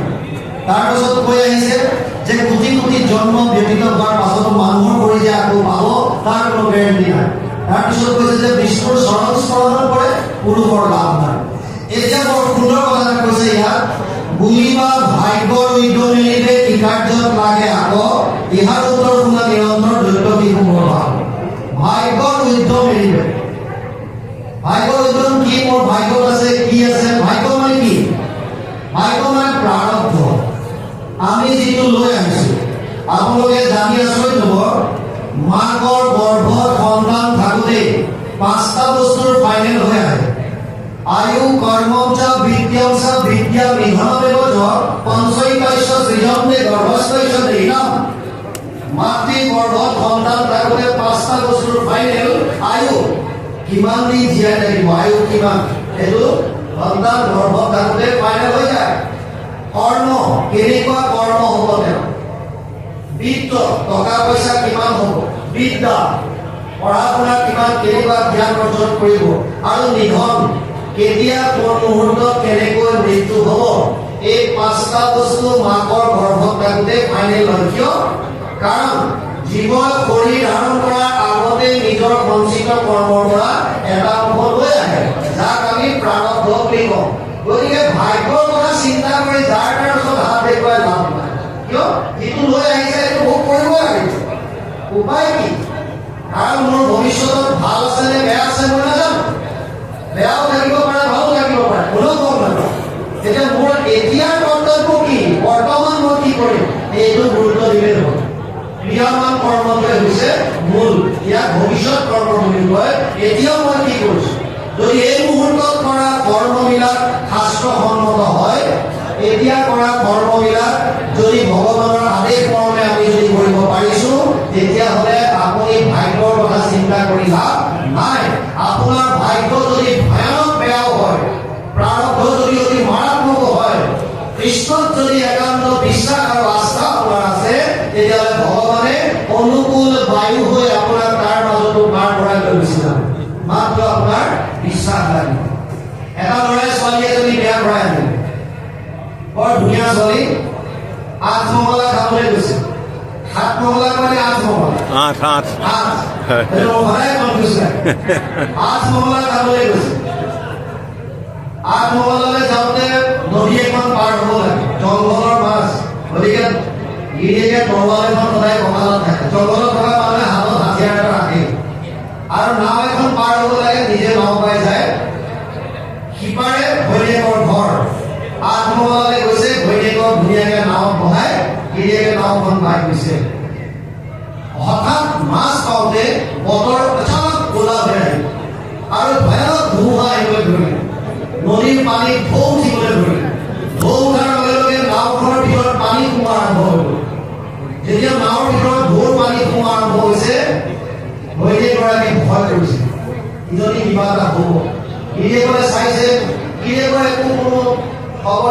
আছে মিছ মিছাই হাঁহি পেলাই কথা পাৰি আছে গতিকে ভাবিছে তো পাগল মানুহ এটা লগতে বিয়া হ'ল নেকি ঠিক নাই ভাবিছে এইবিলাক চিন্তা কৰি লাভ নাই নিজে হাতেৰে পানীখিনি নাও থোৱা পানীখিনি পেলাই আছে আৰু গিৰিয়েকে আৰামত ওপৰলৈ চাই মিছ মিছাই গৈ আছে কাৰণ এতিয়া কথা পাৰি লাভ নাই যিটো কাইলৈ ধুমুহা আহিছে বতাহে যোনফালে নিয়ে নিব উপায় নাই তথাপিও চেষ্টাটো অলপ ৰাখিছে তাৰপাছত যেতিয়া ধুমুহা শান্ত হ'ল অলপমান যি পানী আছিল তেতিয়া গিৰিয়েকে আহি পেলাই বজাৰত লাহেকে ধৰি পেলাই সেই পানীখন চুচি চুচি তললৈ পেলাইছে এই মুহূৰ্ততো ঘৈণীয়েকৰ একদম চিৰিংকে পানী কৈছে যেতিয়া ইয়াত পানী সোমাইছিল যেতিয়া নাওখন ডুবিবৰ একেবাৰে ওচৰ চাপিলে তেতিয়াতো তোমাৰ কাম ভাত নাই তুমি নিশ্চিচাই ওপৰলৈ চাই পেলাই খালি বহি আছা আৰু এতিয়া চব শান্ত হ'ল ধুমুহা এৰিলে এতিয়া পানীখন এইখনে একো অপকাৰ নকৰে তোমাক কিমান কৰিব এইখন পানী এনেকৈ বুজাবলৈ যাওঁতে গিৰিয়েকে কঁকালৰ পৰা তৰোৱালখন ঘপককৈ উলিয়াই ঘৈণীয়েকৰ ডিঙিৰ ওচৰত ঘূৰাবলৈ ধৰিলে যেতিয়া ডিঙিৰ ওচৰত তৰোৱালখন ৰখাই দিলে ঘৈণীয়েকে মিছ মিছাই হাঁহিছে গিৰিয়েকে কৈছে কিয় তোমাৰ ভয় লগা নাই তুমি যে হাঁহি আছা কৈছে নাই লগা কিয় কাৰণ মই জানো যে তুমি মোৰ স্বামী আৰু মোৰ অধিকটো তুমি কেতিয়াও চিন্তা কৰিব নোৱাৰা এতিয়া মানে এই বস্তুটোৱে মই তোমাক বুজাব বিচাৰিছো যেনেকৈ তুমি মোক তোমাৰ স্বামী বুলি ভাবিছা ময়ো মোৰ ইষ্টজন ভগৱান কৃষ্ণ মোৰ স্বামী বুলি ভাবো গতিকে মোৰ স্বামীয়ে মোৰ কেতিয়াও অধিক চিন্তা কৰিব নোৱাৰে আৰু যদি তেওঁ মোৰ প্ৰাণটো নিও বুলি ভাবে তেতিয়াহ'লে তোমাৰ এই দুটা হাতে পানী উঠাই তুমি পাতা নাপাবা সেইকাৰণে বিশ্বাসটো কেনেকুৱা বিশ্বাসটো মূল ভাগ্যত কি আছে সেইটো হ'বই আমাৰ বৰ্তমান কৰ্মটো কি সন্মুখত কৰিবলগীয়া কৰ্তব্যটো কি এই কৰ্মখিনি আমি যদি 100% দিওঁ তেতিয়াহ'লে আপুনি জনমত সফল হ'ব পাৰিব প্ৰভু ভগৱন্তৰ কৃপা আপুনি পাব ইয়াত এতিয়া কৈছে পশু শৰীৰতো ইন্দ্ৰিয়ৰ সুখ সমস্ত দেহত পাৱে পূৰ্বৰ অদৃষ্টে যত্ন নকৰিলে আপুনি আজি মিলাব যিবিলাক ইন্দ্ৰিয়ৰ সুখ বিচাৰি আমি হাৱাত খাই ফুৰিছোঁ 40-50 কিলোমিটাৰ ড্ৰাইভ কৰি ধাবাত ভোজন কৰিবলৈ যাওঁ ডিনাৰ কৰিবলৈ যায় লাঞ্চ কৰিবলৈ যায় কিয় জিভাৰ তৃপ্তিৰ কাৰণে ইন্দ্ৰিয়ৰ প্ৰীতিসাধনৰ কাৰণে আৰু ইণ্টাৰেষ্টিং কথা খাই পেলাই ধাবাৰ বাহিৰ পালেনে নাই আকৌ নেক্সট প্লানিং হ'লে অহাবাৰ আমি অমুকত যাম শুনিছোঁ অমুকত বিৰাট তাত ভাল বনায় কিয় এয়া খালা যে এইটো তৃপ্তি কাম নাই কাৰণ যিমানবিলাক ইন্দ্ৰিয়ৰ সুখ আছে এইবিলাক চব খামদেকীয়া আৰু ইণ্টাৰেষ্টিং কথা প্ৰহ্লাদে কৈছে এই সুখবিলাকতো বহু শৰীৰতো পাই আহিছা ইন্দ্ৰই স্বৰ্গত অমৃত ভোগ কৰি যিটো তৃপ্তি পায় গাহৰি এটাই বিষ্ঠা ভোগ কৰি সমানে তৃপ্তি পায় ইন্দ্ৰিয়ৰ তৃপ্তিত কোনো কম বেছি নাই স্বৰ্গত ইন্দ্ৰই অপেশ্বৰীবিলাকক লগত লৈ যিটো আনন্দ উপলব্ধি কৰিছে গাহৰিটোৱে গাহৰিজনীৰ লগত থাকিও একেই আনন্দ উপভোগ কৰিছে ইয়াত কোনো ধৰণৰ একোটা পাৰ্থক্য নাই সেইকাৰণে কৈছে পশু শৰীৰত ইন্দ্ৰিয়ৰ সুখ সমস্ত দেহত পাৱে পূৰ্বৰ অদৃষ্টে যত্ন নকৰিলে আপুনি আপি নাপায় যিটো বস্তু আমি লৈ আহিছোঁ তাৰ কাৰণে চেষ্টা কৰি লাভ নাই উদাহৰণ কি সুন্দৰ দিছে বুজক দুখক লাগীয়া যেহেন পুৰুষে একো যত্ন নকৰে তথাপিতো আমি মিলাবলৈ ধৰিলে অন্তে দুখ নাপাওঁ দুখ কোনে বিচাৰে দুখক লাগীয়া যেহেন পুৰুষে একো যত্ন নকৰে দুখৰ কাৰণে কোনো চেষ্টা নকৰে আমি দুখ বিচৰা মানুহ এগৰাকী শাস্ত্ৰত পাইছোঁ আজিলৈকে সীমিত জ্ঞানৰ দ্বাৰা কম শাস্ত্ৰ অধ্যয়ন কৰি এগৰাকী নাৰী পাইছোঁ কুন্তি যোনে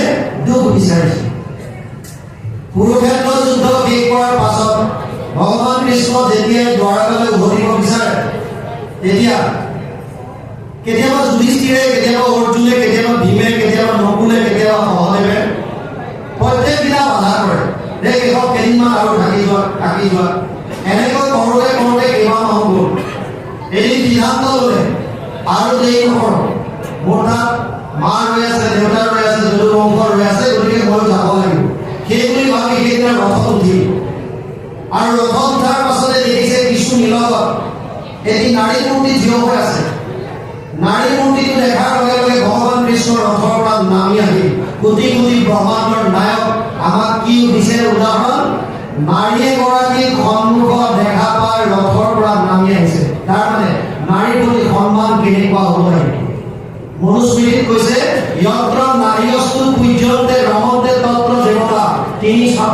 তৃতীয় অধ্যায় 56 নম্বৰ শ্লোকত কৈছে য'ত নাৰীৰ সন্মান কৰা হয় তাত দেৱতাই বাস কৰে। ভগৱান কৃষ্ণ নামি আহিল আৰু কিছুদূৰ আগবাঢ়ি গৈ দেখিলে সেয়া আন কোনো নহয় নিজৰ পেহীয়েক কুন্তি। কুন্তিৰ আচল নামটো হৈছে পৃথা। কুন্তি আছিল বসুদেৱৰ ভগ্নী। তেওঁলোকৰ পিতৃ আছিল সুৰসেন। সুৰসেনৰ এজন বন্ধু আছিল, নাম আছিল কুন্ত ঘোষ। কুন্ত ঘোষৰ কোনো সন্তান নাছিল। সেইকাৰণে নিজৰ বান্ধৱ সুৰসেনক ক'লে যে মোৰ কোনো সন্তান নাই, তুমি এই ছোৱালীজনীক মোক দিয়া, মই তুলনীয়া সন্তান হিচাপে তুলি তালি ডাঙৰ দীঘল কৰিম। আৰু নিজৰ বন্ধুৰ কথা এৰাব নোৱাৰি পৃথাক কুন্ত ঘোষক দি পঠিয়ালে। কুন্ত ঘোষে তুলি তালি ডাঙৰ দীঘল কৰাৰ কাৰণে পৃথাৰ নাম কুন্তি হ'ল। আৰু মাকৰ নাম পৃথা হোৱাৰ কাৰণে অৰ্জুনৰ আন এটা নাম পাৰ্থ। পৃথাৰ পৰা পাৰ্থ। আগতে মাকৰ নামেৰে সন্তানৰ নাম বহুত নামাঙ্কিত কৰে। যেনেকে অৰ্জুনৰ আন এটা নাম কৌন্তেয়। কৌন্তেয় কুন্তিৰ পৰা আহিছে। পৃথা পাৰ্থ পৃথাৰ পৰা আহিছে। বা যি নহওক সেইকাৰণে পেহী বুলি মাতিছে। আৰু ভগৱান কৃষ্ণ দেখিছে পেহীয়েকে কান্দি আছে। বোলে পেহী তোমাৰ আৰু কি দুখ আছে?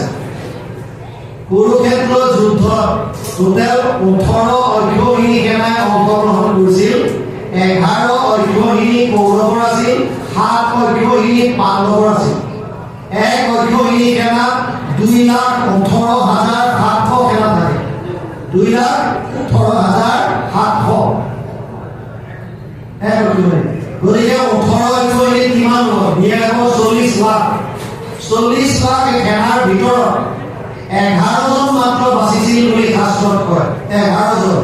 5 জন পাণ্ডৱ, কৃষ্ণ সাত্যকী, 7 জন অশ্বত্থামা, কৃতকৰ্মা, কৃপাচাৰ্য, 7 × 10। ধৃতৰাষ্ট্ৰৰ ঔৰসত এজনী দাসীৰ গৰ্ভত আন এটা সন্তান জন্ম হৈছিল, নাম আছিল যুযুৎসু। যুযুৎসু বাচিছিল। 11 জন মাত্ৰ বাচিছিল। এতিয়া ভগৱান কৃষ্ণ পেহীয়েকক কৈছে পেহী 18 অক্ষৌহিণী সেনাৰ ভিতৰত তোমাৰ 5টা পুত্ৰ, 5টাই সুস্থ সবল হৈ আছে। আৰু তাৰে ৰাজাধিৰাজ সম্ৰাট হৈছে যুধিষ্ঠিৰ। এতিয়া তোমাৰ কি দুখ আছে কোৱা? আজি তোমাক যি লাগে মই চব দিম। লোৱা কি বৰ লাগে কোৱা? তেতিয়া কুন্তিয়ে কৈছিল, আচ্ছা ইণ্টাৰেষ্টিং কথা, তেতিয়া কুন্তিয়ে যিটো স্তুতি কৰিছিল এই স্তুতিৰ 2টা শ্লোক আমাৰ কীৰ্তনৰ প্ৰথমতে যি আপোনালোকে উচ্চাৰণ কৰে এই 2টা শ্লোক, কৃষ্ণায় বাসুদেৱায় দৈৱকী নন্দনায় চ নন্দ গোপ কুমাৰায় গোবিন্দায় নমো নমঃ নমো পঙ্কজ নাভায় নমো পঙ্কজ মালিনে নমো পঙ্কজ নেত্রায় নমস্তে পঙ্কজ গঙ্গায়। 1, 8, 21, 1, 8, 22 সরি 1, 8, 9, 1, 8, 10 এইটা সরি 1, 8, 21, 1, 8, 22 এইটা 2টা শ্লোক কুন্তিয়ে স্তুতি কৰিছিল। তাৰ পিছত আনি পেলাই কীৰ্তনত ৰাখিলে। এতিয়া কুন্তিয়ে স্তুতি কৰাৰ পাছত কৈছে হে কেশৱ মোক বিপদ দিয়া। কিয়?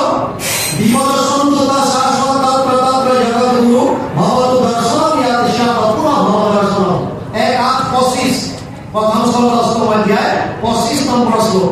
তাত কৈছে হে কেশৱ মোক বিপদ দিয়া। কিয়? কাৰণ মোৰ যেতিয়াই জীৱনলৈ বিপদ আহিছে তেতিয়াই তুমি মোৰ কাষত আছা। কোনবিলাক বিপদ?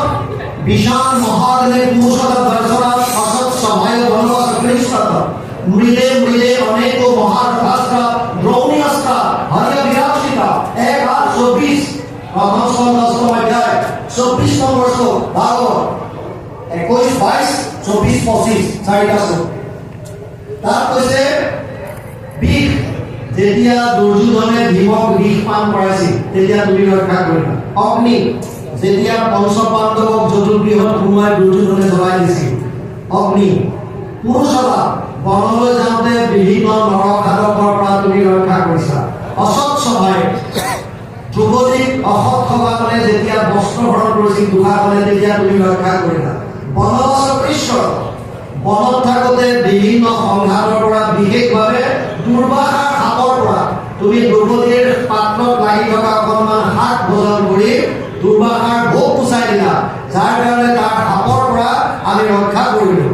মহাৰথাস্ত্ৰ মহাৰথীৰ অস্ত্ৰবিলাকক কুৰুক্ষেত্ৰৰ যুদ্ধত যিমান মহাৰথী আছিল তেওঁলোকৰ অস্ত্ৰৰ পৰা তুমি ৰক্ষা কৰিছা আৰু বিশেষভাৱে দ্ৰোণী অস্ত্ৰ দ্ৰোণী দ্ৰোণৰ পুত্ৰ অশ্বত্থামাই ব্ৰহ্মাস্ত্ৰ প্ৰহাৰ কৰিছিল তাৰ পৰাও তুমি ৰক্ষা কৰিলা গতিকে মোৰ জীৱনত যেতিয়া যেতিয়া বিপদ আহিছে তেতিয়া তুমি মোক সহায় কৰিছা আৰু আজি যেতিয়া বিপদ নাইকিয়া হ'ল ৰাজাধিৰাজ সম্ৰাটৰ পুত্ৰ তুমি আঁতৰি যাব বিচাৰিছা সেইকাৰণে সেই দেশত মোক আকৌ সেই আগৰ বিপদবিলাক দিয়া যাতে তুমি মোৰ লগত থাকা কিন্তু ইণ্টাৰেষ্টিং কথা কুন্তীৰ কথাটো যদি ভাবে যদিও কুন্তীয়ে কৈছে মোক দুখ দিয়া চাবলৈ যদি যায় অকণমান যদি গভীৰতালৈ সোমায় তেতিয়াহ'লে দেখা পাব যে কুন্তী আচলতে দুখ বিচৰা নাছিল কিয় কুন্তীয়ে কৈছে মোক সাংসাৰিক দুখবিলাক দিয়া দিলে কি হ'ব কৃষ্ণ কাষত থাকিব কৃষ্ণ মানে কোন কৃষ্ণ মানে ৰসবৈষহ আনন্দ স্বৰূপ তৈজৰীয় উপনিষদত কৈছে কৃষ্ণ মানে আনন্দ কৃষ্ণ শব্দৰ অৰ্থটোৱে আনন্দ উদ্যোগত লিখিছে কৃষি ভূবাচক শব্দ ন নিবৃত্তি বাচক দ্বৈত পৰম ব্ৰহ্ম কৃষ্ণ ভিডিঅ'তে মহাপুৰুষ মাধৱদেৱে ঘোষাত অনুবাদ কৰিছে কৃষ্ণ শব্দৰ অৰ্থ কৃষ হেম শব্দ এইটো পৃথিৱী বাচক হৈলা ন আনন্দত প্ৰৱৰ্তয় দুয়োৰে এক পদমিলি পৰম ব্ৰহ্ম ৰূপ কৃষ্ণ নাম আনন্দত মাত্ৰ হয় তাৰমানে কুন্তীয়ে যদিও সাংসাৰিক দুখ বিচাৰিছে কিন্তু ইনডাইৰেক্টলি আনন্দ বিচাৰিছে কৃষ্ণ কাষত বিচৰা মানে আনন্দ বিচৰা যি কি নহওক ইয়াত কৈছে আমিবিলাকে কিন্তু দুখ নিবিচাৰোঁ আমাক চবকে সুখ লাগে তথাপিতো নিবিচৰাকেও আমি দুখ পাওঁনে নাই আমিতো দুখ কোনেও বিচৰা নাই ভগৱানৰ ওচৰত ৰাতি দিন খালি কেৱল প্ৰাৰ্থনাই কৰি আছোঁ অমুকটো দিয়া তমুকটো দিয়া যদিও প্ৰথমতে সুতে গ'লে নিষ্কামভাৱে কৰিব লাগে এজন মানুহ ৰাতিপুৱা ওলাই গৈছে খোজ কাঢ়িবৰ কাৰণে গেটখন খোলোতে দেখিছে ক'লা বেগ এটা পৰি আছে চেইন টেইন ভৰা বেগৰ ভিতৰত ফুল কিবা আছে চেইনডাল লাহেকে খুলি চালে চব 500 টকীয়া নোট লগে লগে মাৰি আৰু ইফালে সিফালে চাই বেগ লৈ চিধা ভিতৰত খোজ কঢ়া বাদ দিলে ঘৈণীয়েকক মাতিলে বিচনাত চব টকাবিলাক ঢালি দিলে গন্তি কৰা লাগি গ'ল দুইটাই গন্তি কৰি পালে 99,500 আৰু এতিয়া ওপৰলৈ চাই গৈছে হে প্ৰভু আৰু 500 এটা দিয়া হ'লে প্ৰায় 1 লাখ হৈ যায় আৰু 500 99,500 পোৱাৰ পাছতো মনত সন্তুষ্টি নাই কি নিষ্কাম হ'ল কেৱল সকাম গতিকে ইয়াত কৈছে যেনেকৈ আমি দুখ নিবিচৰাকে জীৱনলৈ দুখ আহে তেনেকৈ সেইমতে জানা সুখ নিলে আমি দুখ খুঁজে দেখিখনে আকৌ আমি যত্ন কৰিলে নালাগে বিচাৰি দেখিও মনে যেনেকৈ নিবিচৰাকে জীৱনলৈ দুখ আহে তেনেকৈ নিবিচৰাকে সুখো আহিব তাৰ কাৰণে চিন্তা কৰিব নালাগে ইণ্টাৰেষ্টিং কথা তাৰ বুজিব দুখ আৰু সুখ এই দুইটাতে এটা আখৰ কমন আছে খ দুখ সুখ খটো কমন আছে দুইটাতে আছে তাৰমানে খটোৱে কিবা এটা বস্তু ৰাখিছে যিটো সুখ আৰু দুখত দুইটাতে মিল আছে খ মানে খং শব্দটোৱে আকাশক বুজায় আৰু ঘ মানে ইন্দ্ৰিয়ক বুজায় যেতিয়া ইন্দ্ৰিয়ৰ ভাল পোৱা হ'ব সু হ'ব তেতিয়া আমি সুখ বুলি কওঁ ইন্দ্ৰিয়বিলাকে যেতিয়া বেয়া পায় নিবিচাৰে তেতিয়া আমি দুখ বুলি কওঁ দুখ সুখ মানে ইন্দ্ৰিয়ৰ লগত জড়িত হৈ আছে সুখ আৰু দুখটো ইন্দ্ৰিয়ৰ অধিকাৰী কোন মন তাৰমানে সুখ আৰু দুখৰ মনেহে কাৰণ আৰু বুজক সুখ যেতিয়া জীৱনলৈ আহে সুখ মানে কি এনেকুৱা এটা পৰিৱেশ এনেকুৱা এটা পৰিস্থিতি যিটো বস্তু আমি বিচাৰোঁ ইন্দ্ৰিয় যিটো বিচাৰে আৰু আমাৰ সন্মুখত এনেকুৱা এটা পৰিৱেশ সৃষ্টি হ'ল সেইটোক আমি সুখ বুলি কওঁ যেতিয়া এই পৰিৱেশটো নাইকিয়া হ'ব বা আঁতৰি গুচি যাব তেতিয়া ভাল পাব জানো নাপায় তাৰমানে সুখ আহিলে ভাল লাগে সুখ আঁতৰি গ'লে বেয়া লাগে এতিয়া দুখৰ কথা বুজক দুখ মানে ইন্দ্ৰিয় নিবিচৰা এটা পৰিৱেশ যিটো ইন্দ্ৰিয় বেয়া পায় ইন্দ্ৰিয়বিলাকে মন বুদ্ধি চবে বেয়া পায় তেনেকুৱা এটা পৰিৱেশ আপোনাৰ চাৰিকাষে থিয় হৈ গ'ল এতিয়া আপুনি দুখ অনুভৱ কৰিছে কিন্তু যদি এই পৰিৱেশ পৰিস্থিতি নাইকিয়া হৈ যায় তেতিয়া সুখ তাৰমানে কি ডিফাৰেঞ্চ এটা আহিলে ভাল লাগে আঁতৰি গ'লে বেয়া লাগে এইটো হৈছে সুখ এটা আহিলে বেয়া লাগে আঁতৰি গ'লে ভাল লাগে এইটো হৈছে দুখ তেতিয়া সুখ দুখৰ কনচেপ্টটো কি কেৱল মনৰ ভাৱ সুখৰ দুখৰ জানা মনেহে কাৰণ মনৰ সংস্কাৰে আচৰণ কৰ্ম কৰ চব মনৰ খেল সেইকাৰণে প্ৰহ্লাদে কৈছে দুখক লাগিয়া যে হেন পুৰুষে একো যত্ন নকৰে তথাপিও আমি মিলাও জৈবে অন্তে দুখ নাপাওঁ সেইমতে জানা সুখ মিলে আমি দুখ বুঝে দেখিখনে তাকো লাগি যত্ন কৰিলে নালাগে বিচাৰি দেখিও মনে ইয়ালৈকে কৈছে কৃষ্ণ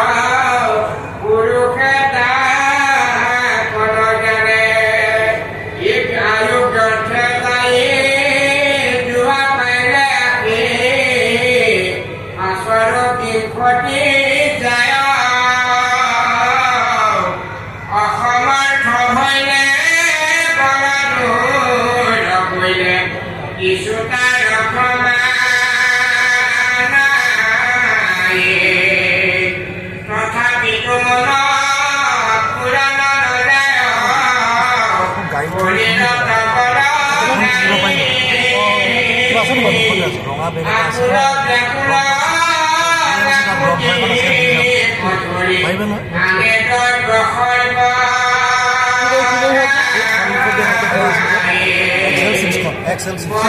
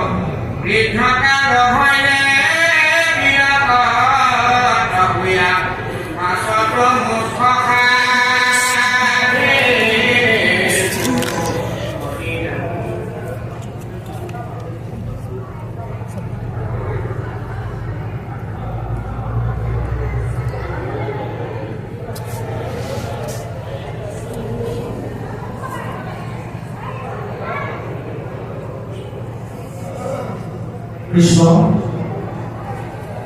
প্ৰহ্লাদে কৈছে কেৱলেকে আয়ু ব্যৰ্থ হৈ মাত্ৰ পৰম দুখক পাৱে সেই মত শ্ৰম কৰিলে জানিবা একোৱে সুখ নাপাৱে আমি জীৱনৰ সুখ বিচাৰি যদি সাংসাৰিক বস্তুবিলাকক বিচাৰি ফুৰোঁ, ধন টকা পইচা পুত্ৰ পৰিবাৰ এইবিলাকত যদি সুখ বিচাৰোঁ, তেতিয়া এইবিলাক মিছা শ্ৰম।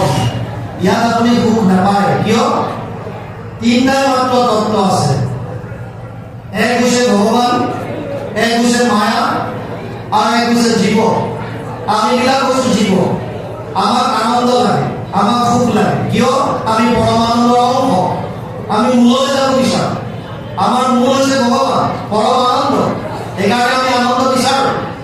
এতিয়া আনন্দটো ক'ত পাম? আছে দুটা বস্তু সন্মুখত, এফালে ভগৱান, এফালে তেওঁৰ মায়া।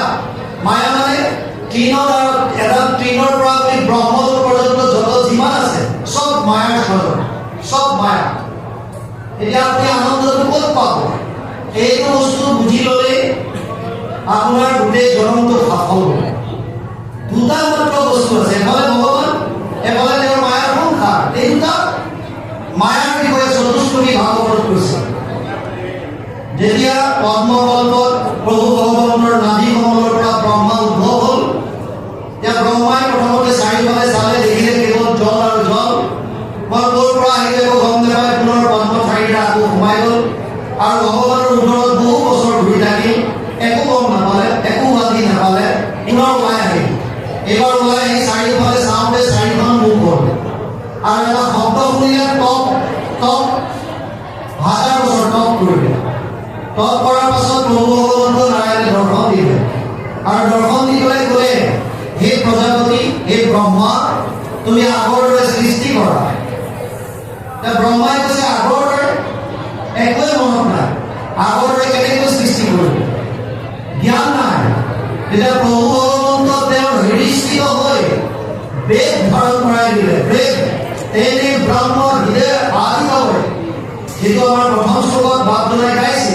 তেনে ব্ৰহ্ম হৃদয় আদি হয়, আদি কবি ব্ৰহ্মাৰ হৃদয়ত স্থিত হৈ বেদৰ অৰ্থাৎ জ্ঞান তেওঁক ধাৰণ কৰাই দিলে আৰু চাৰিটা শ্লোকত ভাগৱত শুনালে।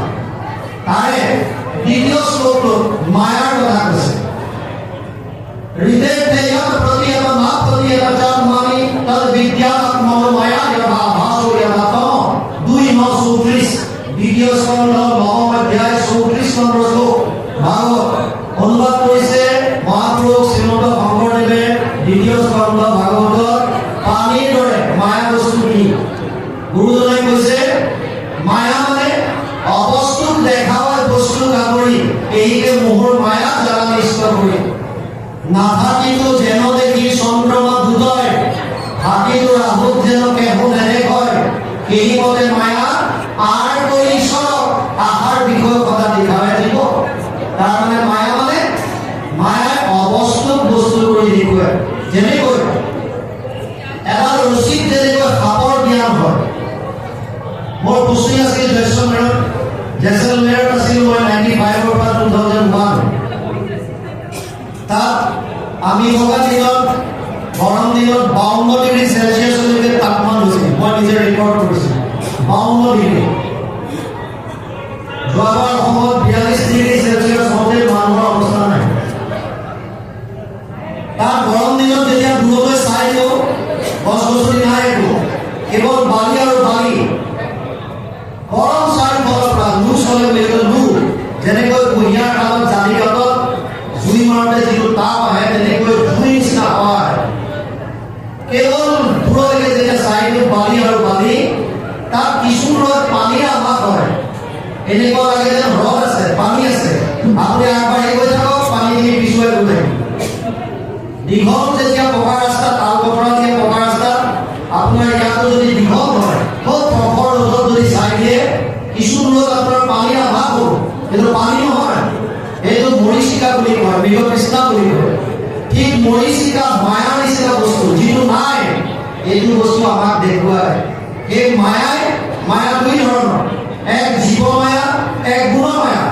জীৱ মায়া দুই ধৰণৰ, এক হৈছে আৱৰণ, এক হৈছে বিক্ষেপণ। আৱৰণটোৱে আমাৰ হৃদয়ত থকা ভগৱানক, মন আৰু ভগৱানৰ মাজত এখন পৰ্দা দি দিয়ে, যাতে আমি ভগৱানৰ দৰ্শন নাপাওঁ। সেইটো আৱৰণ বুলি কৈছে। আৰু কি কৰে? বিক্ষেপণ, মনটো সদায় আঁতৰা, যেনেকৈ বল এটা ৰাবাৰ বল টেনিছ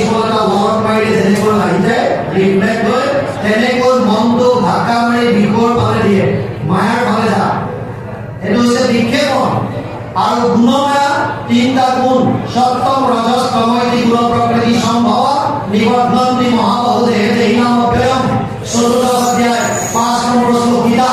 তাত কৈছে মোৰ তিনিটা মায়াৰ তিনিটা গুণ আছে, সত্য ৰজ তম। তিনিটা গুণৰ পৰা মানুহৰ মনলৈ তিনি ধৰণৰ ভাৱ হয়। সত্যৰ পৰা সাত্বিক, ৰজগুণৰ পৰা ৰাজসিক, তমগুণৰ পৰা তামসিক। যাৰ যেনেকুৱা ভাৱ সি তেনেকুৱা কৰ্ম কৰে, যি যেনেকুৱা কৰ্ম কৰে সি তেনেকুৱা ফল ভোগ কৰে। তাৰ মানে মায়া বস্তুটোৱে অবস্তু বস্তু কৰি দেখুৱায়। এতিয়া আমাৰ মনটোত আহিছে যে মই টকা অলপ পালে মই সুখী হ'ম, ডাঙৰ ঘৰ এটা বনাই ল'লে মই সুখী হ'ম, মই ভাল বস্তু যদি খাবলৈ পাওঁ মই সুখী হ'ম, ইত্যাদি ইত্যাদি ভাৱত মনটো নিমগ্ন কৰাই ৰাখে। কিন্তু এইবিলাক চব মিছা। আজি আপুনি যিটো বস্তুত সুখ আছে বুলি ভাবিছে, কাইলৈ এই বস্তুটোত আপোনাক দুখৰ কাৰণ হ'ব পাৰে। সাংসাৰিক বস্তু তেনেকুৱা। মাক বাপেকৰ কথা নামানি বহু ল'ৰা ছোৱালীয়ে যৌৱন অৱস্থাত ইজনে সিজনক নিজৰ জীৱনৰ সংগী কৰি লয়। মাক বাপেকৰ কথা নুশুনাকে ঘৰৰ পৰা পলাই যায়। ছমাহ এবছৰৰ পাছত ইজনে সিজনক বুজি পায় আৰু গম পায় যে আমি তোমাৰ লগত থাকিব নোৱাৰো, ব'লা ডিভোৰ্চ কৰি লওঁ। কিয়? যিটো ৭ জন্মৰ সংগী হ'ব বুলি পেলাই ইমান ইজনে সিজনক ভাল পাইছিল, এক মুহূৰ্তত চব নাইকিয়া হৈ যায়। কিয়? চব এইবিলাক মায়াৰ খেল। আজি য'ত সুখ আছে কাইলৈ তাত সুখ নাই, সেইটো মায়া। তাৰ বিপৰীতে যদি মায়াত সুখ নাই তেতিয়াহ'লে বেলেগ কি থাকিল? কেৱল ভগৱান। আৰু ভগৱান হৈছে তৈত্তৰীয় উপনিষদত কৈছে ভগৱান মানে আনন্দ। ৰসুল বৈষ্ণৱ কৃষ্ণ শব্দৰ অৰ্থ আনন্দ। গতিকে আপোনাৰ নিজৰ কথা, আপুনি যিটো আনন্দ বিচাৰিছে, শাস্ত্ৰই কৈছে সেইটো আনন্দ কেৱল আৰু কেৱল কৃষ্ণ। কৃষ্ণ মানে আনন্দ, আনন্দ মানে কৃষ্ণ। এতিয়া আপোনাৰ নিজৰ কথা, আপুনি কৃষ্ণমুখী হয় নে আপুনি সংসাৰমুখী হয়? যদি ধন টকা পইচা বিচাৰিছে তেতিয়াহ'লে ইফালে যাওক, কিন্তু যিমান বস্তু আপুনি বিচাৰিছে ইয়াৰ একো এটা লগত দিব। আমি অনুষ্ঠান সামৰিম। প্ৰভাতে কৈছে মানুহৰ তাৰ আগত অকণমান আছে, সুখ কেনেকৈ পাব এইটো বৰ সুন্দৰ দিছে। মুকুন্দ পদক যিটো জনে ভজে যেন মতে সুখী হয়, একোৱে উপায় কিমত কৰিয়া নুহিকে সুখী নিশ্চয়। প্ৰহ্লাদে কৈছে মুকুন্দ পদক যিটো জনে ভজে যেন মতে সুখী হয়, একোৱে উপায় কিমত কৰিয়া নুহিকে সুখী নিশ্চয়। তেনেকুৱা উপায় আৰু একো নাই। তাৰমানে কৃষ্ণক একান্তভাৱে শৰণ হৈ কৃষ্ণৰ লীলাসমূহ ভগৱানৰ লগত যিমান শ্ৰৱণ কৰিব, নিজে যিমান স্মৰণ কৰিব, সিমানে আনন্দ পাব, সিমানে আপুনি আনন্দিত হৈ থাকিব। আৰু কৃষ্ণানন্দ যদি হৃদয়ত অনুভৱ কৰিব পাৰিলে, আকৌ কৈছো এবাৰ, কৃষ্ণৰ আনন্দ যদি হৃদয়ত এবাৰ অনুভৱ কৰিব পাৰিলে, বাহ্যিক কোনো ধৰণৰ সংঘাতে আপোনালোকৰ হৃদয়ত স্পৰ্শ কৰিব নোৱাৰে। এই ধ্ৰুৱ সত্য। যিমান ধুমুহা বাহিৰৰ মানুহে দেখিব ইমান কষ্ট পাইছে তেওঁ, আপোনাৰ ভিতৰত কিন্তু একো নহয়। কিয়? আপুনি কৃষ্ণানন্দ লাভ কৰি আছে। ভগৱানৰ যিটো আনন্দ এইটো হৃদয়ত উপলব্ধি কৰি আছে। বাহিৰা যত যিমান আহিছে আহিছে গৈছে, একো নাই, চব গম পাব তেতিয়া। এতিয়া ঘটনা হ'ল এইখিনিৰ কাৰণে প্ৰহ্লাদে কৈছে এই বান্ধৱসকল, দৈত্য শিশুসকল, মানুহৰ আয়ু কিন্তু কেৱল ১০০ বছৰ। পুৰুষৰ আয়ু ১০০ বৰিষ সাক্ষাৎ, তাহাৰ অৰ্ধেক যায় বিফলে নিদ্ৰা। আধাটো শুই থাকোঁতে যায়। ২০ বৰিষ যায় বালক ক্ৰীড়া, আৰু ২০ যায় জৰা অৱস্থাত। ২০ বছৰ খেলা ধূলাত গ'ল, ২০ বছৰ জৰা অৱস্থাত, তেতিয়া কাণেৰে নুশুনে, চকুৰে নেদেখে, যাওঁ বুলি যাব নোৱাৰে, খাওঁ বুলি খাব নোৱাৰে। তেনে অৱস্থাত ২০ বছৰ যায়। জীৱা অৱশেষ আয়ু ভাগৰ যুৱক, সিও কামে ক্ৰোধে লোভে যায় অজ্ঞানত। যুৱ অৱস্থাত যিখন আয়ু পায়, যেতিয়া শৰীৰ সামৰ্থ্য থাকে, তেতিয়া চাৰ্টৰ বটন খুলি পিছফালে উঠা পাৰিব, ধূপ মাৰি থাকোঁতে গুচি যায়। আল্টিমেটলি জীৱনটো শেষ। প্ৰহ্লাদে সেইকাৰণে কৈছে যেতিয়া সময় পাইছা এই কুমাৰ কালৰ পৰা ঈশ্বৰ ভক্তি কৰা, নহ'লে গত্যন্তৰ নাই। বা সংঘাবাই মাতি সমস্ত সময় কেনেকৈ পাৰ হৈ গ'ল আমি